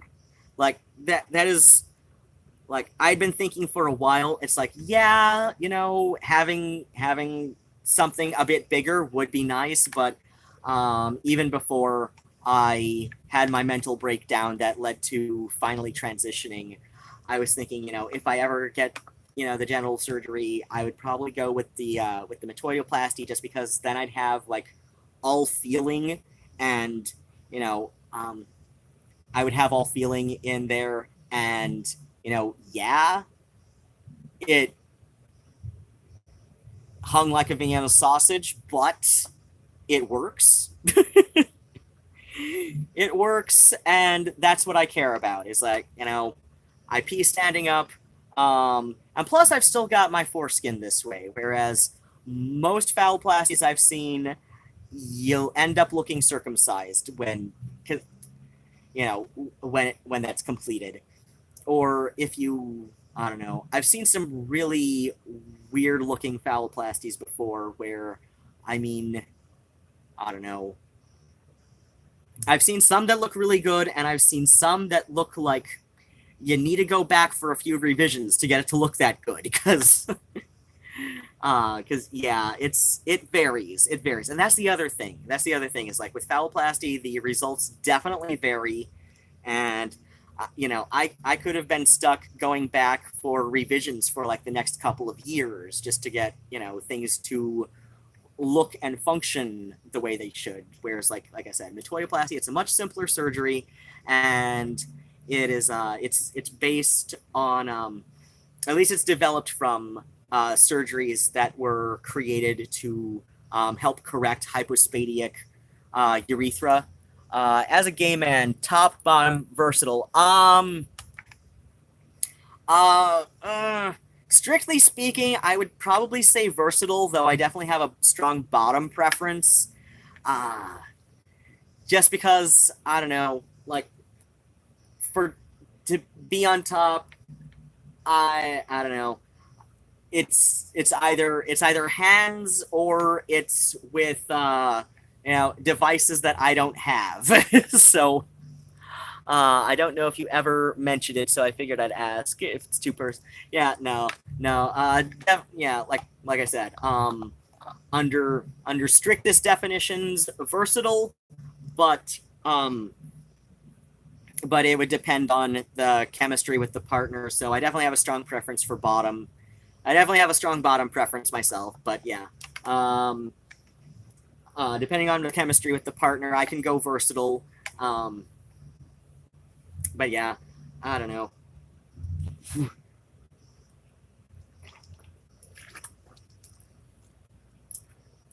Oh yeah, yeah. My situation in Cardiff. He's definitely a top, and I love it. And he's nice and thick. Oh God, we gotta send me to Wales for Christmas. Yay! Oh, that would be wonderful if we could make it happen. Actually, no, I was thinking of traveling off season, so I was thinking either like middle of January, middle of February, whereas like traveling like closer to the holiday season, you're going to be paying a premium. So in the gay community around you, have you been bottom shamed? No, I haven't. Well, I also don't go. Oh gosh, I don't go out too much with the various, like, I don't know. I'm not very well connected to the gay community around here, at least as far as like the club scene and all of that goes. I've definitely been more with the goth and the punk community, so which thankfully has been very LGBT friendly for the last like 40 years thereabouts. Well, I mean, even just the etymology of punk, it's always had an affinity for the LGBT community because, of course, obviously we know that in the 50s, punk was synonymous with juvenile delinquent, but it was also synonymous for male prostitutes, and regionally, prison slang used punk as synonymous with, your prison bitch. So yeah. So like, the forcibly um the forced prison bottoms were referred to as your punks. So yeah, so yeah, like etymologically speaking, like the punk community has a sizable history of being LGBT friendly, if only because of everything that congealed together at the right time in the 70s to make the punk community, such as, well, I mean, just look at Rocky Horror Picture Show and the films of John Waters from early in the decade. I mean, this is like, I mean, shit, Westwood and McLaren can say what the hell they want. Like, this was punk. This was punk before it was called punk, right? So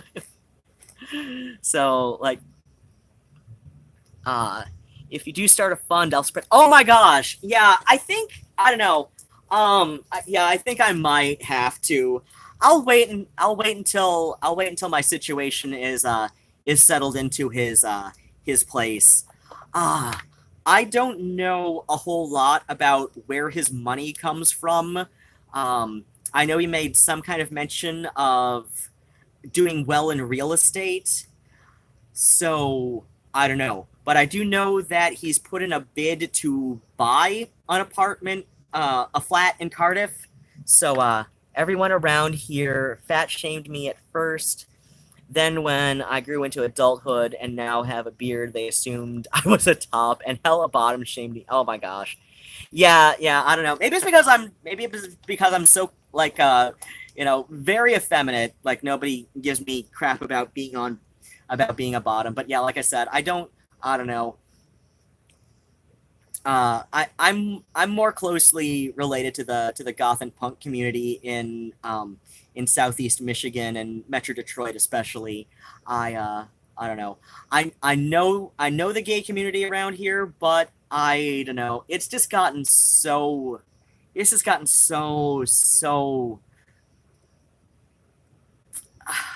I'm not a fan. I'm not a fan.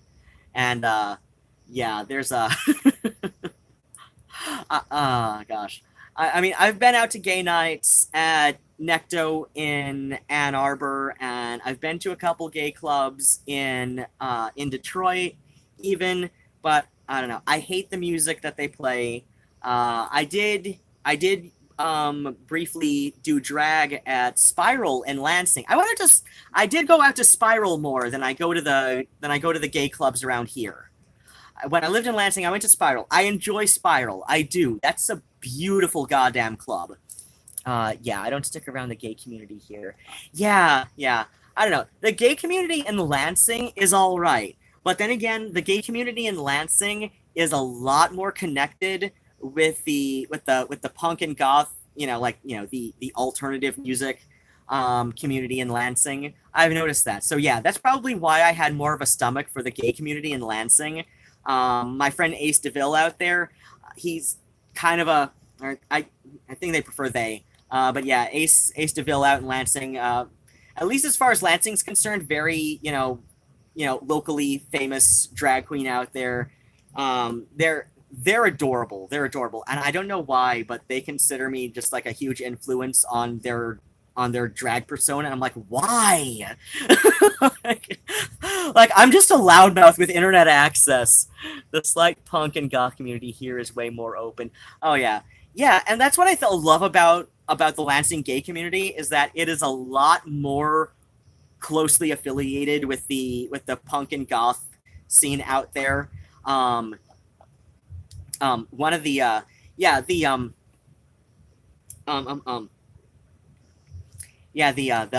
goth night. Oh gosh. Well, then again, like, the goth nights in Lansing have long been hosted by gay bars in Lansing too. Like, they have just like straight up 24/7 365 gay bars in Lansing. I mean, technically we have that out in Ann Arbor, is Out Bar, AUT Bar. and the U has an umlaut, but yeah, while the gay community wasn't too keen on the punks. Oh God, yeah. But yeah, we've got Outbar in Ann Arbor. I'm not a fan of Outbar. It it goes like I know there are some people who say like, oh, it's kind of a myth about the gay clubs getting taken over by straight people. I'm like, that is so Outbar though. That is so Outbar. It's like it's been in this cycle of being, you know, kind of like co-opted by straight people for the last, I don't know. I haven't heard much since I've been back in town, but yeah, last time I lived here, which was, uh, let's see, moved into Scott, I want to say 2006, no, oh, 2005, yeah, 2005 to, I was living in, you know, was the previous time before I moved to Lansing and then back.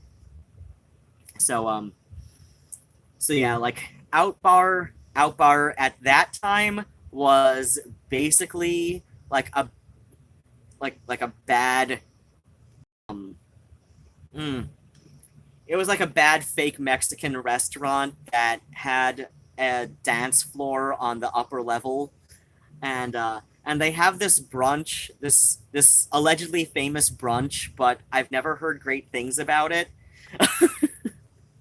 Like it sounds like very basic as far as a brunch goes on Sundays. Um, so you're pretty much just going just to see people there and all of that. It's like, I don't know. I'd rather go to the brunch at Bob's Burgers. That just sounds more my thing. Like even with Linda not watering down the drinks and and feeding the brunch skunks or um co-opted in a good way or no. Oh yeah, very much a no. Very much a no. I don't know. Um it's been a while since I've been to Outbar. I could try going back again. Um, but yeah, last time I went to Outbar, I was oh god, no, it's been forever since I've been down. Yeah, no, yeah, it was the year I had my surgery, the chest surgery. That was the last time I went to Outbar because my friend Susie came down um about a yeah, she came down a couple days after my surgery because she was coming out to help me out. So yeah, she stayed about a week, and she's from the Toronto area, so she just came to visit. She had been coming about every year for a while there, but yeah, Susie came down to help me out after my chest surgery, and so we went to Outbar just to see it because she hadn't. Um, and that was the last time I'd been to Outbar. So yeah, about 10, 11 years. 11, 12 years. That's right, because my chest surgery was either 2007 or 2008. I don't remember whichever one that June the 13th was a Friday. So yeah, about like I said, like 11, 12 years was the last time I was at Outbar, and I wasn't that fond of it. But the bartender was very fond of Susie. Lesbian bartender, lesbian best friend would be Susie, and they were very much flirting, and I was feeling a little out of place, but it was cute watching them flirt. And she's just like, "Oh, I like Canadian girls," the bartender to Susie, and uh, and uh, and yeah, so that was adorable. But yeah, that was the last time I was there. Um, I think Susie and I went to Outbar when I was in No, not Outbar. Spiral. Spiral. We definitely went to Spiral when she came to visit while I was in Lansing. So I should see if Susie wants to come down to visit sometime. She was coming every year or almost every year for a while, but then just okay, 20 odd 8. Gah. Okay, 11 years. So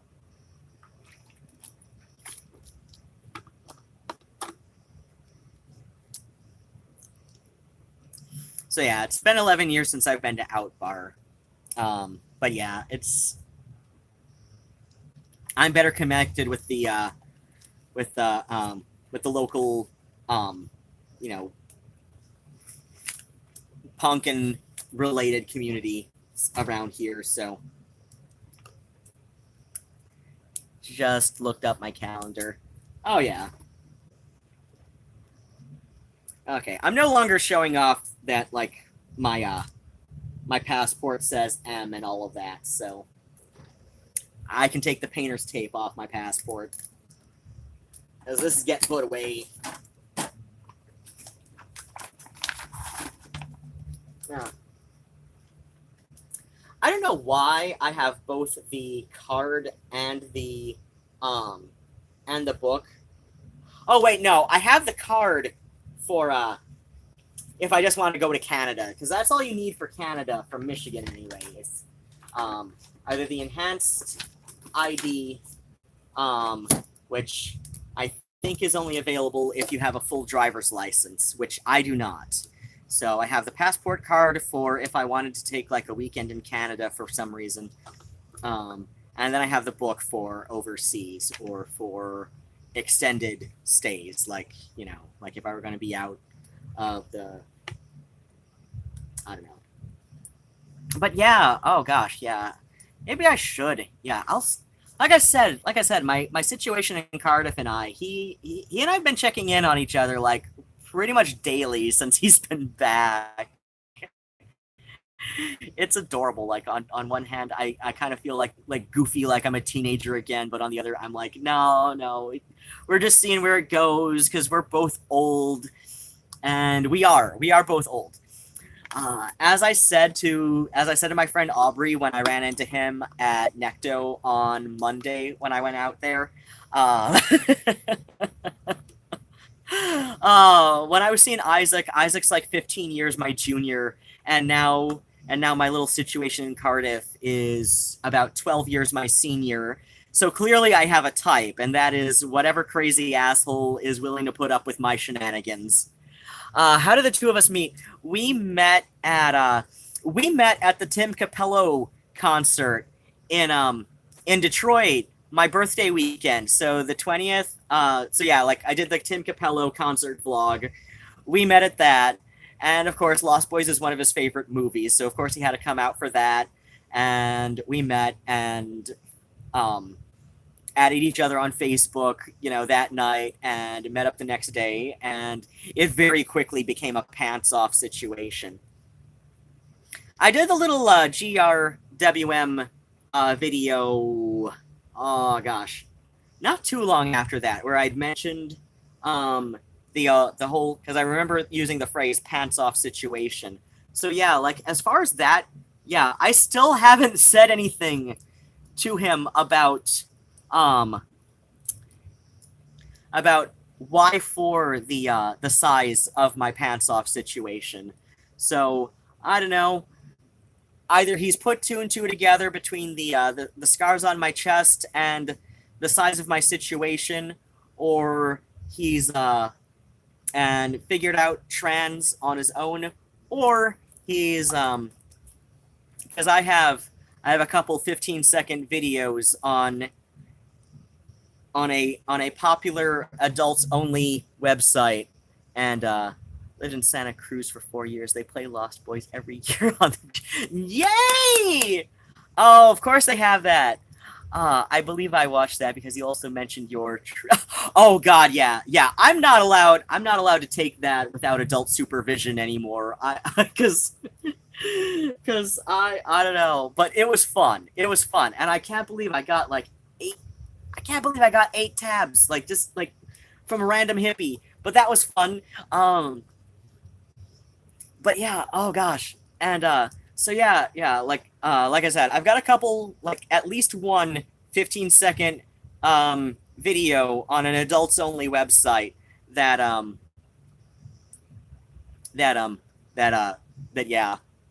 yeah, of somebody commenting on my pants off situation, asking if I'm intersex, and I never answer people who comment asking about that. I get at least one comment once or twice a month.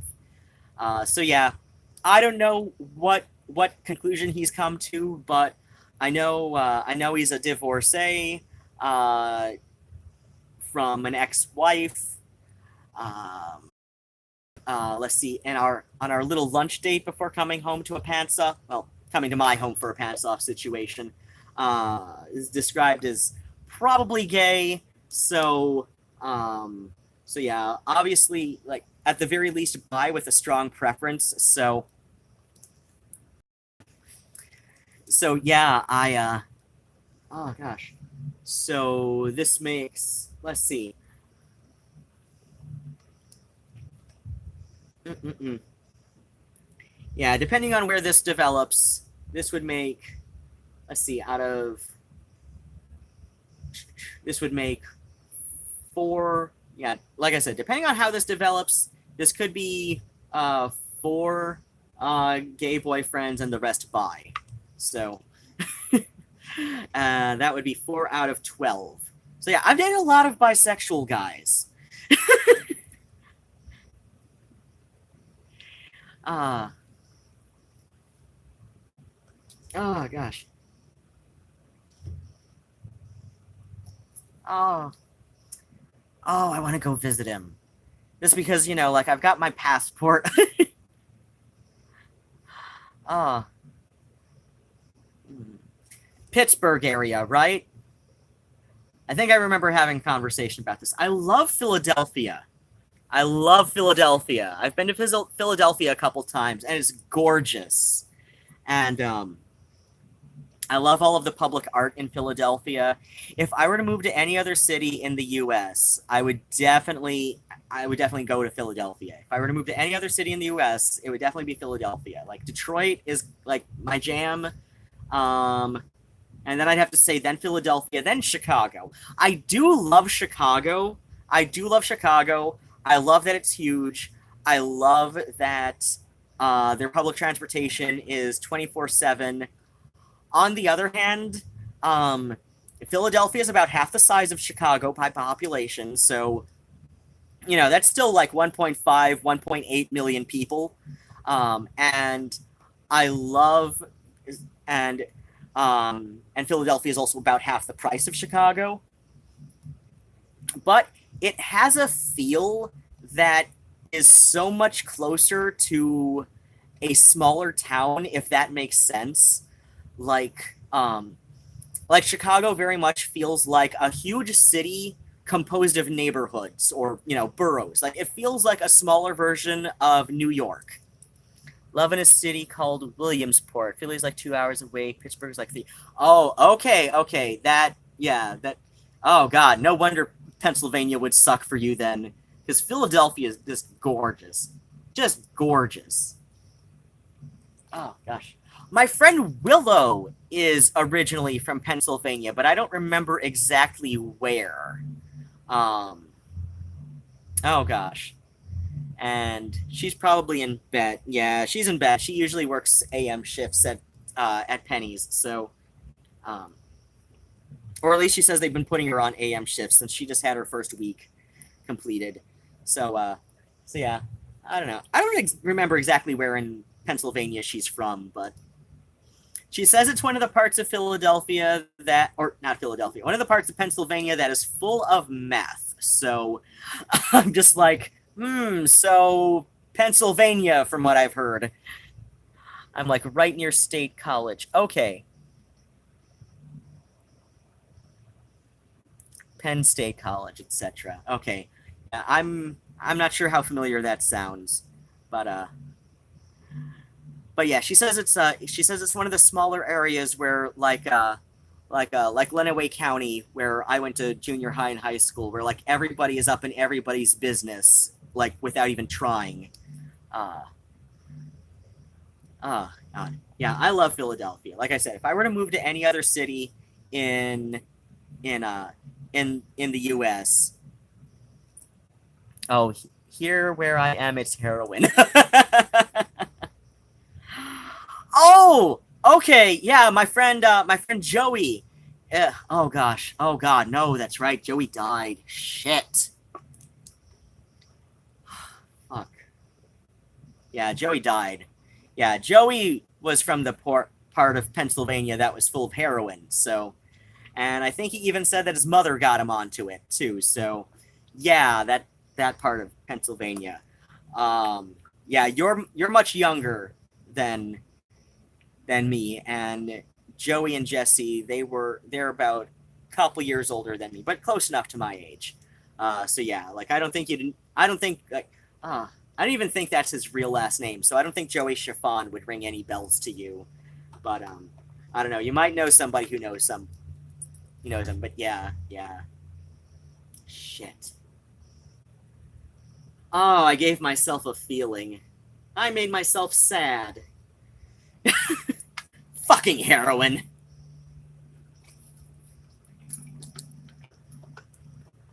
Fucking heroin. Yeah. Oh, yeah, yeah. So you're about Willow's age. Willow just turned 31. But, yeah, I'll ask her exactly what city she's from. So, let's see. Williamsport. Right? Okay, yeah. Yeah, I don't remember where she said she's from in, Pennsylvania originally, but, Oh, wait, you know what? You know what? Yeah, yeah, she went to film school. She went to film school, and I know not here, but she said she did attend film school when she was still in Pennsylvania. So, yeah, maybe she was from the Williamsport area. Maybe she just knew the meth neighborhoods. Or or maybe both. Like, I don't know. Well, I know opioids will constipate you, and I had a couple friends who did meth recreationally when I lived in the Los Angeles area, and they said that meth will get you high for like 5 minutes and then you have to poop. And I'm like, so is that why it's suddenly a big thing with Vicodin abuse now?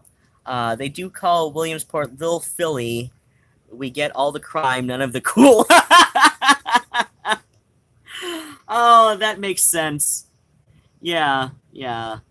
Uh,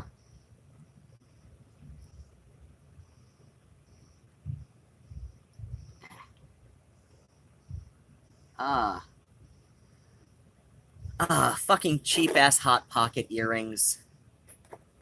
This is so fucking hilarious. Like the goddamn cheap ass fishhook posts from Michaels don't do anything, but the goddamn cheap ass Hot Topic earrings, those will irritate my piercings. That's wonderful. I wonder if she went to school at Penn Tech. It's a technical college, which I clean third shift at. Maybe, maybe. They have a film school there. And met my boyfriend. He's a student, and I'm faculty. Yay! Oh gosh, yeah, yeah. Oh, speaking of boyfriends, oh gosh, ah, ah, I really want to go. I really want to go visit, but no, no. I'm gonna wait to. I'm gonna wait until he's settled in at a. Oh, gee, I thought you said. I probably said hot pocket the first time. I always have to wipe earrings with alcohol before putting them on, otherwise they itch.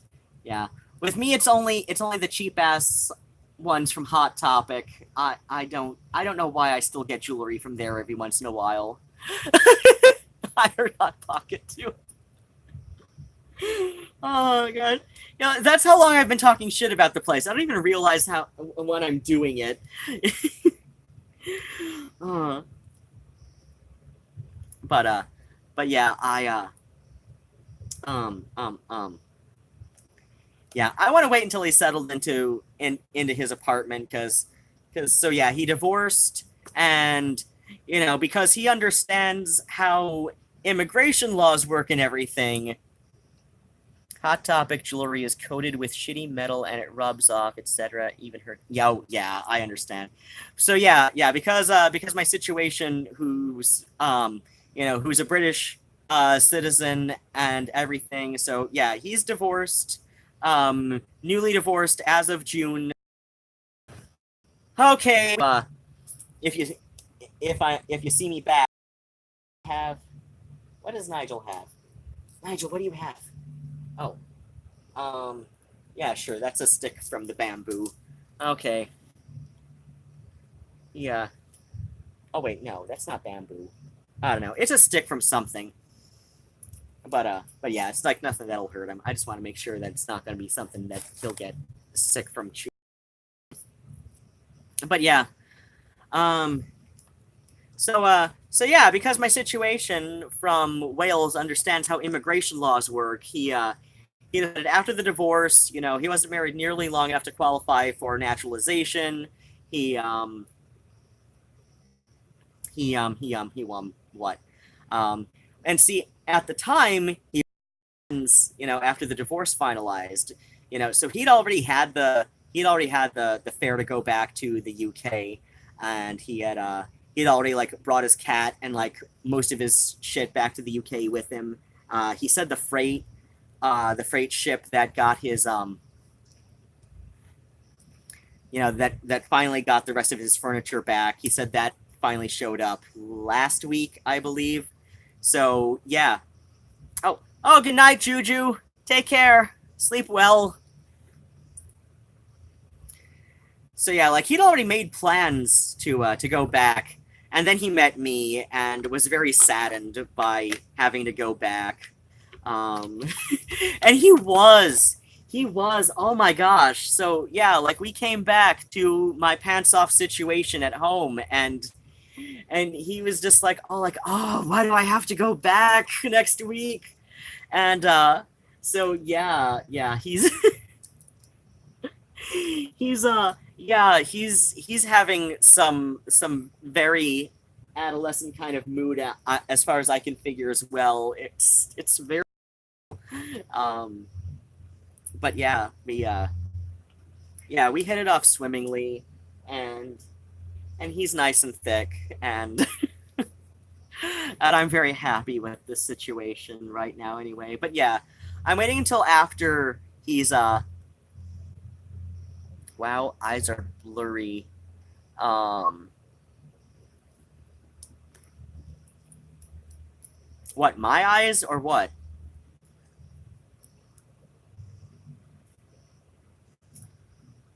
Hey, kitty. But yeah, oh, okay, your eyes. But yeah, I was what?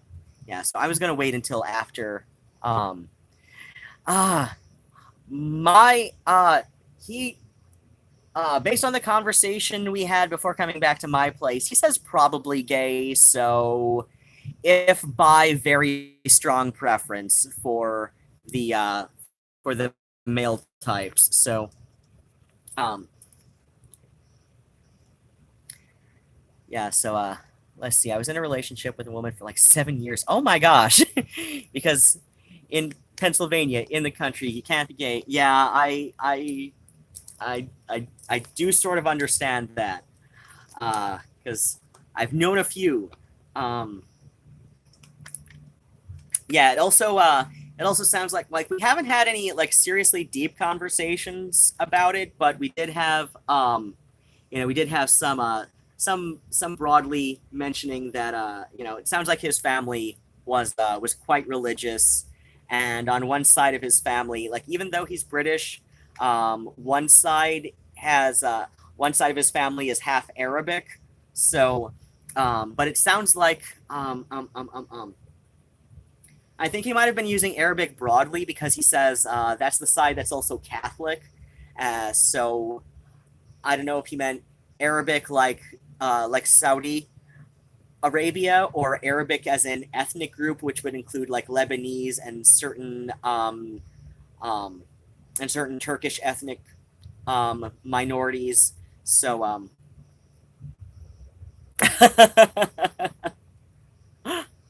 or even like Egyptian with like um, I do know there's a branch of the Catholic Church that's I do know there's a branch of the Catholic Church that is well, Danny Thomas was Lebanese but also Catholic, and same with Jamie Farr. He's Lebanese and also Catholic. So I don't know if he meant Arabic as in like broadly like Arabic ethno group, ethnicity, ethnic group, sort of thing, or if he meant like Saudi Arabian as in Arabic. So yeah. So yeah, I know there are Arabic Catholics if we're talking like broad ethnic groups from like Lebanon and Turkey. Because yeah, a friend of mine, another friend of mine, oh god, she kind of fell off the face of the planet. Um, Sometime just like very like maybe about 6 months or so before my chest surgery, she just kind of like um, I assumed she moved to Chicago and like told nobody because I went to go see her and see like because it had been a while since I'd seen her, and when I say a while I mean like three or 4 months since I'd seen her, and she and I used to hang out like almost every week, um but yeah, it's like I said, it had been like 3 or 4 months, and she was no longer at her apartment. So, and I had been told she had moved. So she had been talking about moving to Chicago. So I assumed she'd moved to Chicago. I tried looking her up on Facebook. My guess is she is not on Facebook. But I did find somebody who was talking about how their dad was a friend of hers because she has a very unusual name. Um, so yeah, that's why I'm not like dropping it because I know she could probably be very easily. I don't know. I keep meaning to look her up, but I'm like, I don't know. It's been forever, and she just kind of like wandered off without telling anybody that she was moving, or at least not anybody that she'd been hanging out with regularly enough. Anyway, because I'd asked around to a few other people I knew who knew her, and they're just like, "Wait, no, she just moved like that." So yeah, but yeah, her dad's side was Turkish, but she was also Catholic. Like she was Turkish on her dad's side and Irish on her mother's side. Like, and her mother was like straight up like from Ireland Irish too. Uh, so yeah, it sounds like his family is like fairly religious, so he might have been quite repressed. Um, if he's on the side of probably gay.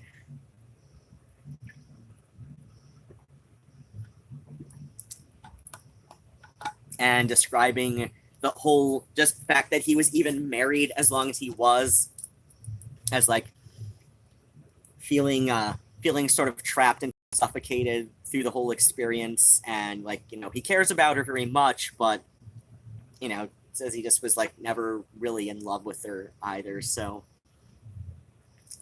I kind of understand that. So, but yeah, and oh my gosh, I hope he gets to move into this apartment that he's put in a bid for. So yeah, it sounds like he's going to be buying this flat that has a beautiful view of the harbor in Cardiff too. And I don't know. Oh gosh, I'm already thinking so much stuff. Okay, I'm done for the night. Much love and big hugs to you guys. Oh, take care. Take care, Emerald Strushin. Yeah. It's been about 2.5 hours. I think I'm probably gonna wrap up in a bit anyway. I kind of hope to talk about like trans stuff, so I'm gonna retitle the streams just because we never really went that did much with the Q&A and everything. It's just like, oh god, the whole Yaniv situation just got me like on a oh god, because I've been getting into it with so many people on Facebook over the Yaniv situation because like I said, like I do not believe for a second that Yaniv is meaningfully transgender in any way, because if like it does not take a whole lot of research to conclude that Yaniv has only been trying to pass themselves off as a trans woman like for less than a year. I think a straight up video would be better than maybe live. Yeah, probably. Yeah, I could probably do a. But yeah. Oh yeah, Yaniv is totally just a sissy fetishist who has, and yeah, like I am absolutely convinced that like Yaniv is this very toxic combo, and I've been getting into it with people so much on Facebook, and this is like another reason that I am just like done with the trans community on Facebook, because like people who like have no sense of reality, much less no real sense of discernment, you know? Like, okay, like I was briefly a pro dom when I lived in Southern California. You know, it's work. As far as I'm concerned, it's like a low-key acting job, basically. So yeah, obviously I'm a strong preference for bottom, so this was not doing anything for me in in in the pants or mentally even. It was just like, yeah, I slap you around for about an hour, and then I get like then I get a couple $100, and I send you home to, be somebody else's problem. But hey, it's decent money, right? Um, so yeah, like I'm familiar enough with people who have a sissy fetish. It's usually related to humiliation, but not always. Um, and yeah, Stefankny, total fucking sissy fetishist. No way around that. Have you heard of a Oh God, yeah. I'm familiar enough with Chris Chan. He's a mess and a half. Like, yeah. Shit. I for God. Friedrich Knudsen with a K N U D S N. He has a sissy fetish, and yeah. Oh God, yeah. Not at all a trans woman, not in any meaningful sense. But yeah, yeah. I know. Chris Chan is like, serious, like barely functioning autistic. I don't know. I'd put her at the high. I'd put Chris Chan at the high end of lower functioning. Just, uh, oh God. Oh dear, that is something. Bought one of the necklaces forever ago. Oh yeah, that's.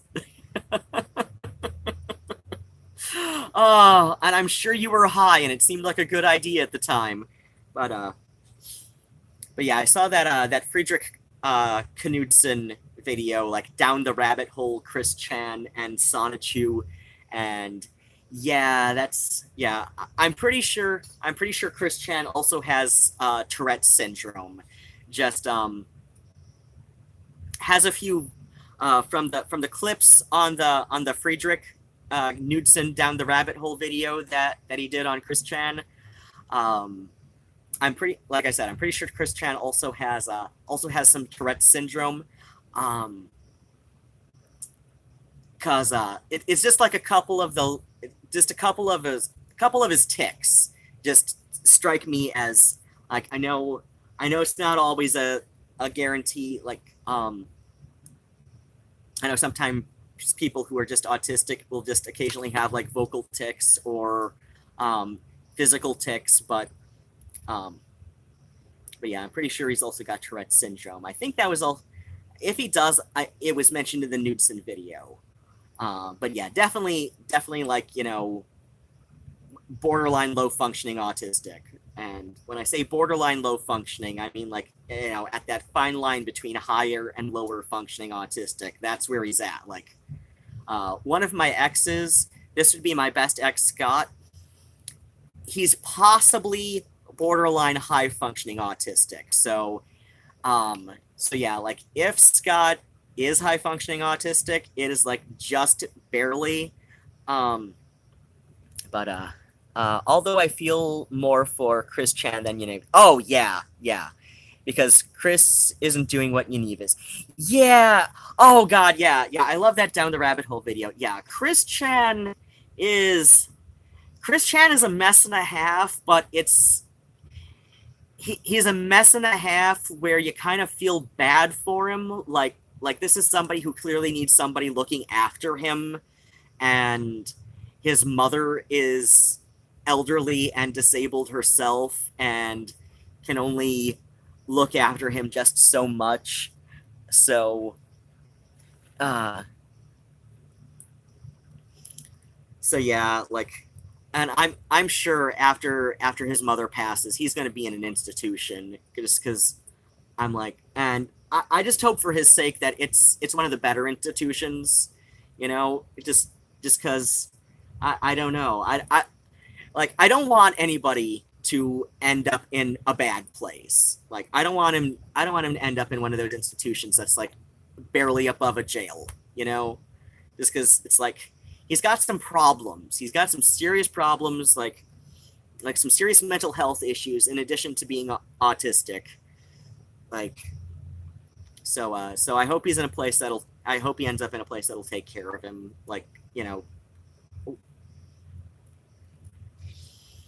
because yeah, after his mother passes, he's going to be in an institution. That's just it's going to happen. It's going to happen because but yeah, Yaniv, no sympathies for Yaniv. And yet, like, Yaniv is a mess and a half in all the wrong ways. But yeah, Yaniv, definitely a sissy fetishist. Um, Definitely a sissy fetishist.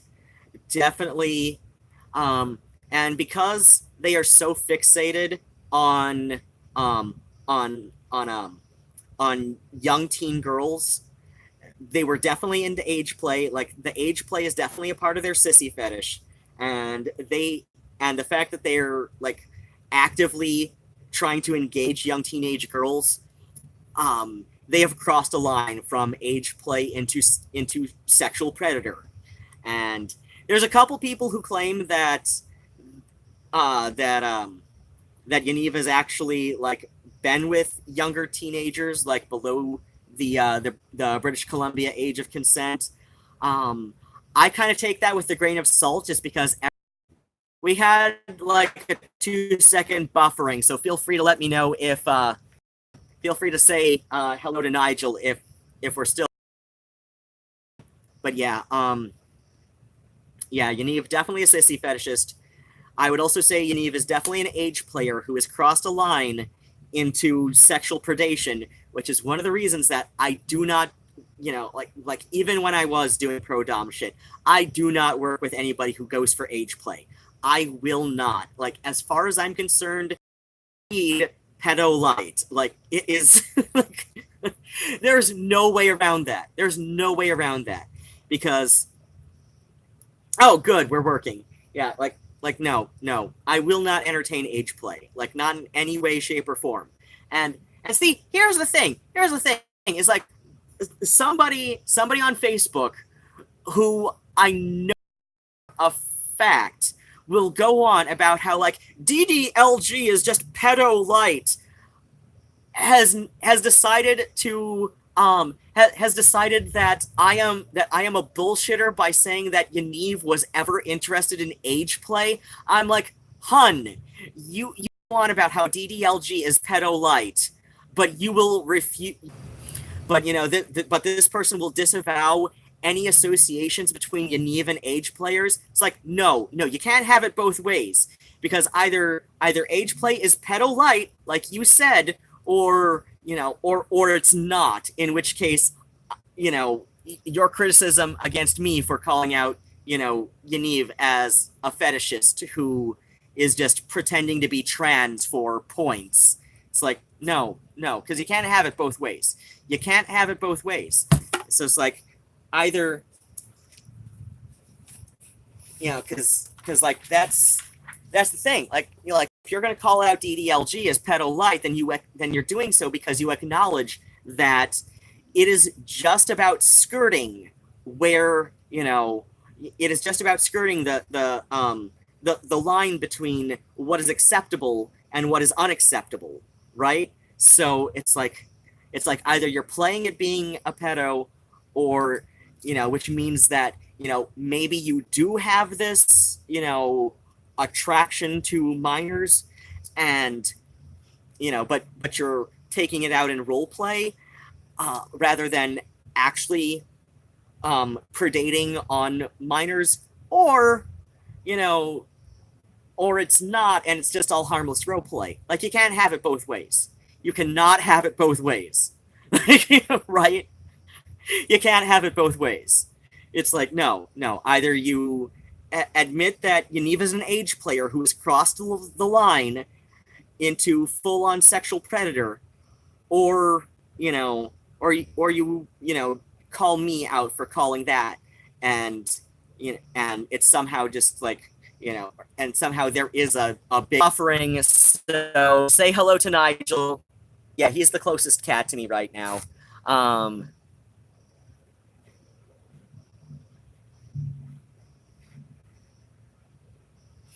yeah, Yaniv called the cops and said someone sent them child lewds. Oh God, yeah, nope, nope, never heard of it. Boyfriend's in college to make video games. He finishes 2 years. Oh, yay! Ah, gosh. But yeah, Yaniv, like I said, is like Yaniv is a really toxic combo of sissy fetishist who, is one of the many sissy fetishists who also has a menstrual fetish. Like, if you want to bleach your eyes, if it's been a while since you've bleached your eyes, do as Fat Jesus once did. Even though I warned him not to. And do yourself a web search for sissy period. Uh, Again, don't say I never warned you, because no, no. It's like, yeah, Yaniv is one of those many, many sissies who has a menstrual fixation and is a very toxic crossover between sissy and age player, because this also often is comorbid with sissification. And yeah, and they're one of the very toxic age players who has crossed the line, that fine legal line between age player and sexual predator. So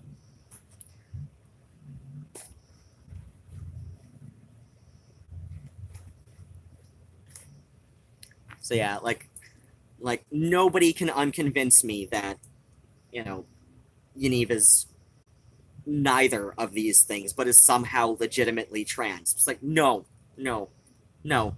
There's no way he's legitimately trans. Just no way. No way. I refuse to believe it. I refuse to believe it. Like, I would have an easier time believing that Chris Chan is trans rather than a sissy. And that's only because Chris Chan is legitimately autistic, and most of the people I know who identify as non-binary are autistic.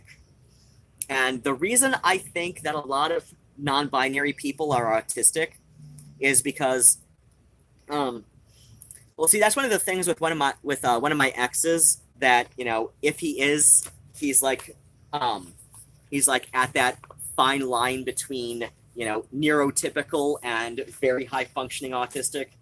But yeah, and one of the reasons that one of my exes and I suspect he might be, like amongst the highest functioning to like just barely neurotypical range, is because he doesn't really have the greatest concept of how gender functions in society. Like, he doesn't really understand gender roles and why anybody would conceptualize them as something that should be strictly adhered to. Like, he understands it on sort of an intellectual level, that this is something that people do, but he but he doesn't really, like, it doesn't make sense to him. It doesn't make sense to him. Where like I understand, I understand like how it might also be because like I'm transsexual and not non-binary, but it's like I understand, like, not just on a neurological identity level, but I also understand like how gender exists, that you know it's related to biology and sex and culture and mating and family dynamics, whereas he just, something about that just doesn't click with him. So that's why I think that's why I think there's a huge overlap between non-binary identities and autistic people, um, is because like this is the easiest way that they have to conceptualize how gender works for them, that like they don't understand like how exactly this functions in society or why. So saying non-binary is the easiest way to sort of conceptualize like how they feel in relationship to how gender functions with everybody else. So um so like and it's not necessarily that they're dysphoric as non-binary. It's that like it's like this is the easiest way to explain how they understand gender, which is just like kind of a shorthanded way of saying that they don't. That they don't. And so as far as their sense of gender identity goes, um, would be interesting to really delve into that. Yeah. I think there is like like I like I am totally with like Calvin Guerra and Blair White and others who say like autism gender is not a thing. Like I totally agree. Like you can't. I've also noticed a pattern. Yeah. Like I will like I do like no, autism is not a gender, but there there does seem to be like a huge correlation between um, between autistic people and like an inability to really comprehend how gender works. Like so so that's why I see a lot of so I'm pretty sure that's why there's a lot of people in the non-binary community who are also autistic.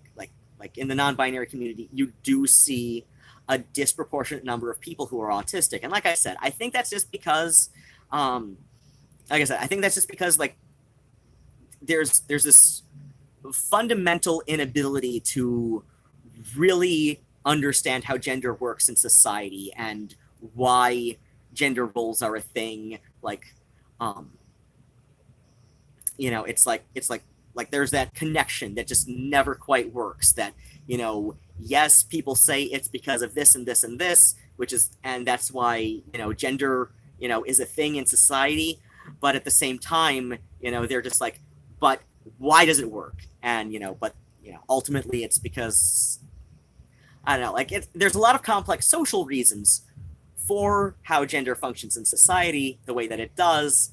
But again, with the autism spectrum, because it's neurological. Um, oh yeah, Calvin and Blair. Yeah, I figured you were talking at least, broadly them and like a couple other people. Like I've discovered Rose of Dawn as well. Like I discovered her um, before, like I discovered her before the Blair White live stream that she did, like about a week or two before, like just as the Yaniv thing was breaking out, because she's done a lot of videos about Yaniv, and just because this is just it's a train wreck. It's a train wreck. Yaniv is like the human embodiment of the train wreck effect, right? Like you hear about the human train wreck, and it's like, but Yaniv makes them all pale in comparison. But like I said, I would legitimately believe that Chris Chan is meaningfully trans before I believe Yaniv is. Like, and that's just because Chris Chan is autistic, and so yeah, like I would believe that Chris Chan doesn't fully comprehend gender, so would broadly fit as non-binary in that way that a lot of autistic people, use to explain how gender works for them. But yeah, much less commonly, and this is where I would say non-binary people might want to transition, is if they legitimately experience dysphoria, whether they're being read as men or as women. And I have at least two friends who have summarized their own non-binary experience that way. I think one might be borderline autistic themselves, but I'm not sure. But yeah, I've got two friends who I believe, who I I do not know to be on the autistic spectrum, but who do explain it as experiencing dysphoria, whether they're read as men or as women. And so I know at least one of them is working on transitioning to completely androgynous and is like waiting for surgery. Like, but yeah, other than that, other than like I said, like there are three kinds of non-binary people. Um, there are, like I said, there's people on the autism spectrum who just seem to have this inability to comprehend gender and gender identities. So it probably goes a long way toward um,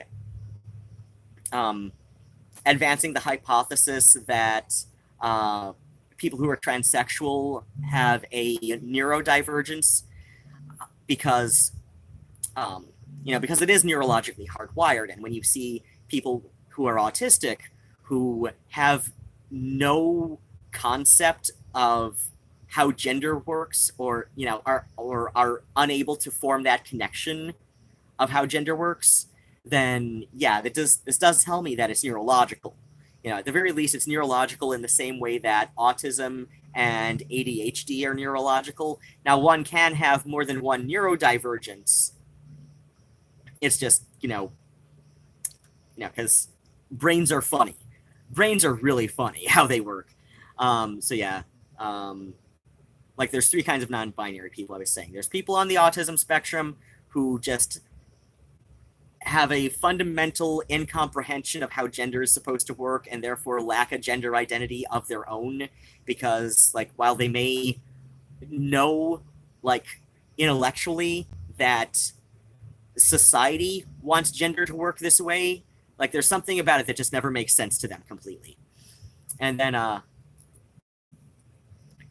can see the chat, but I'm buffering. I don't know how. Then the other kind of people who are very rare in my experience, but do happen, are the people who are dysphoric, whether they are read as men or read as women. And then probably a lot more populous than the non-binary dysphoric people are the people who have a fetish.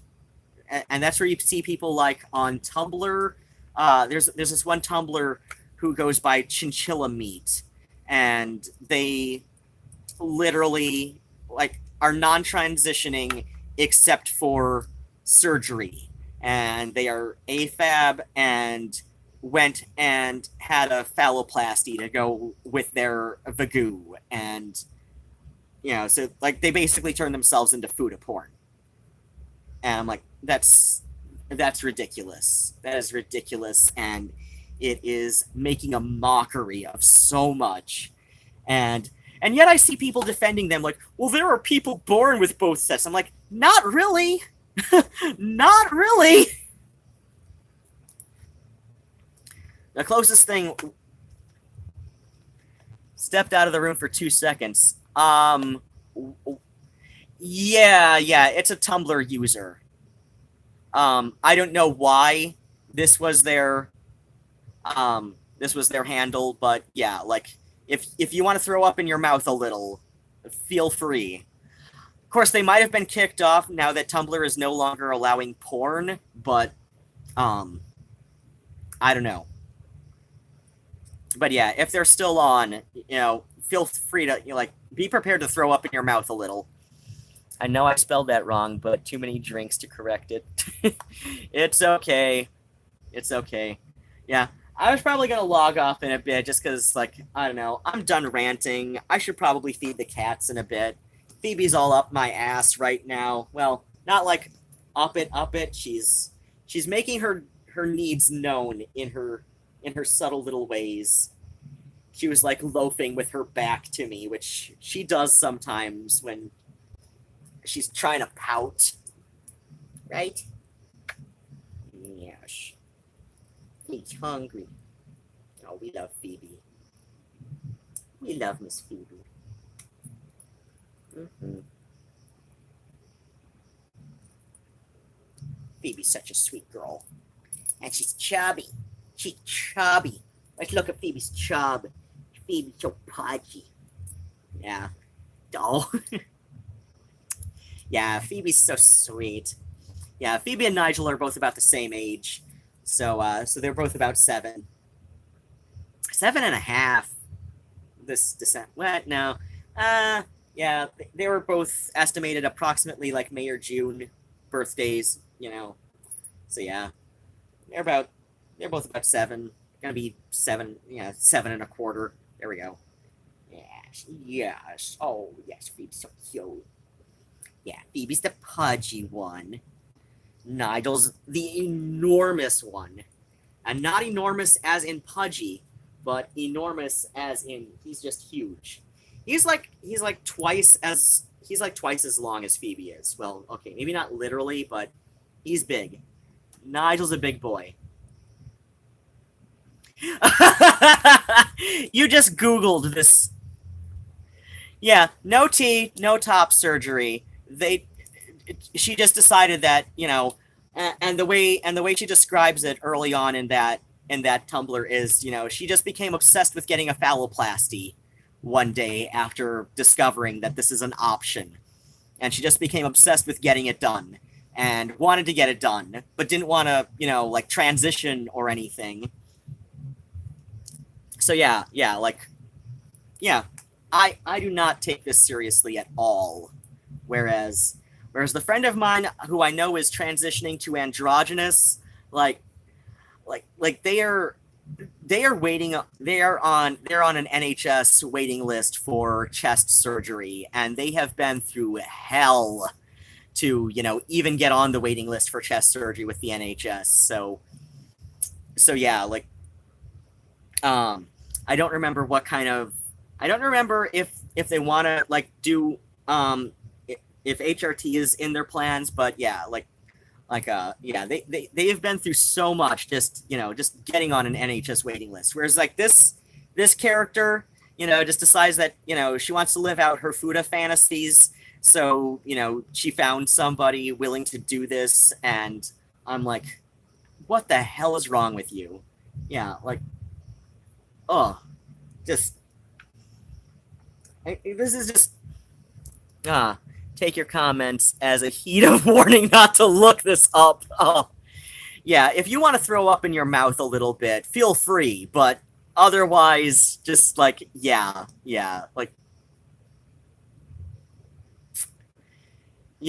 And of course, the reason I found out about this character is because, oh gosh, one of the few groups on Facebook that I still actively participate in, and that's because I'm one of the admins, is Erica Noen, as in Erica Moen, but with a capital N, capital O. It is no. I am not a fan of Erica Moen for so many reasons.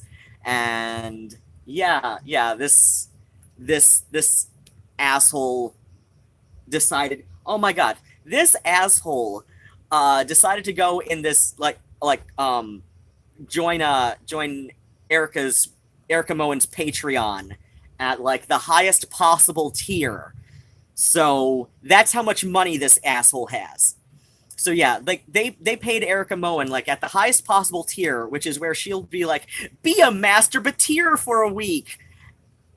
And so yeah, this asshole paid out the nose, not only for this shit, but also to get Erica Moen to draw them in Fuda porn, basically, doing a toy review.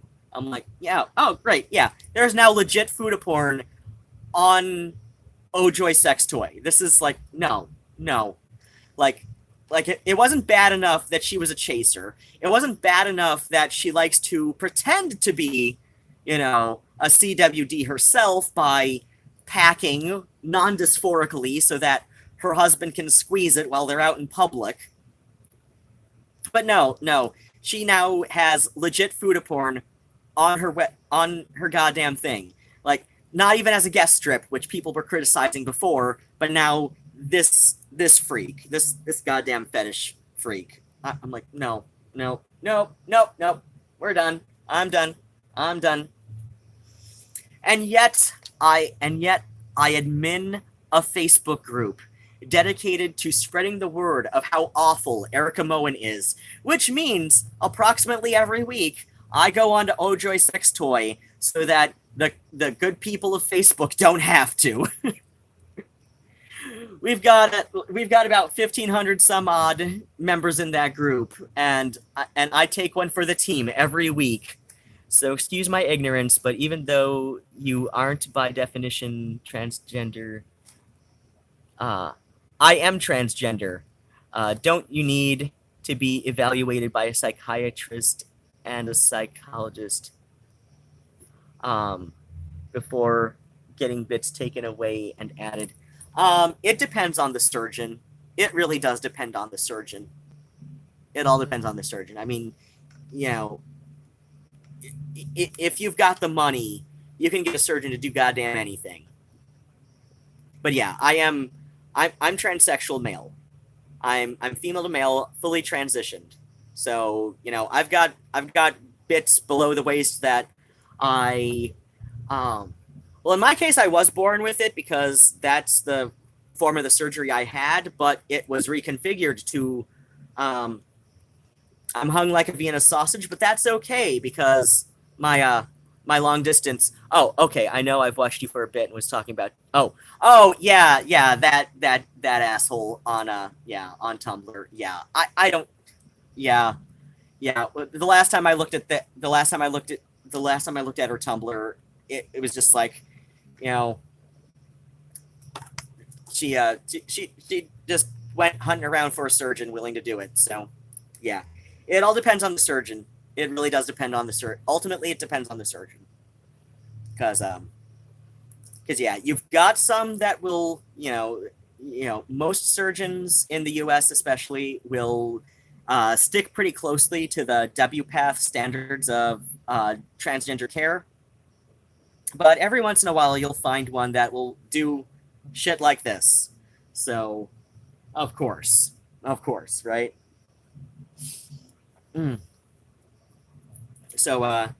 yeah, it's about 2:15. So, apparently I've been streaming for about 3 hours.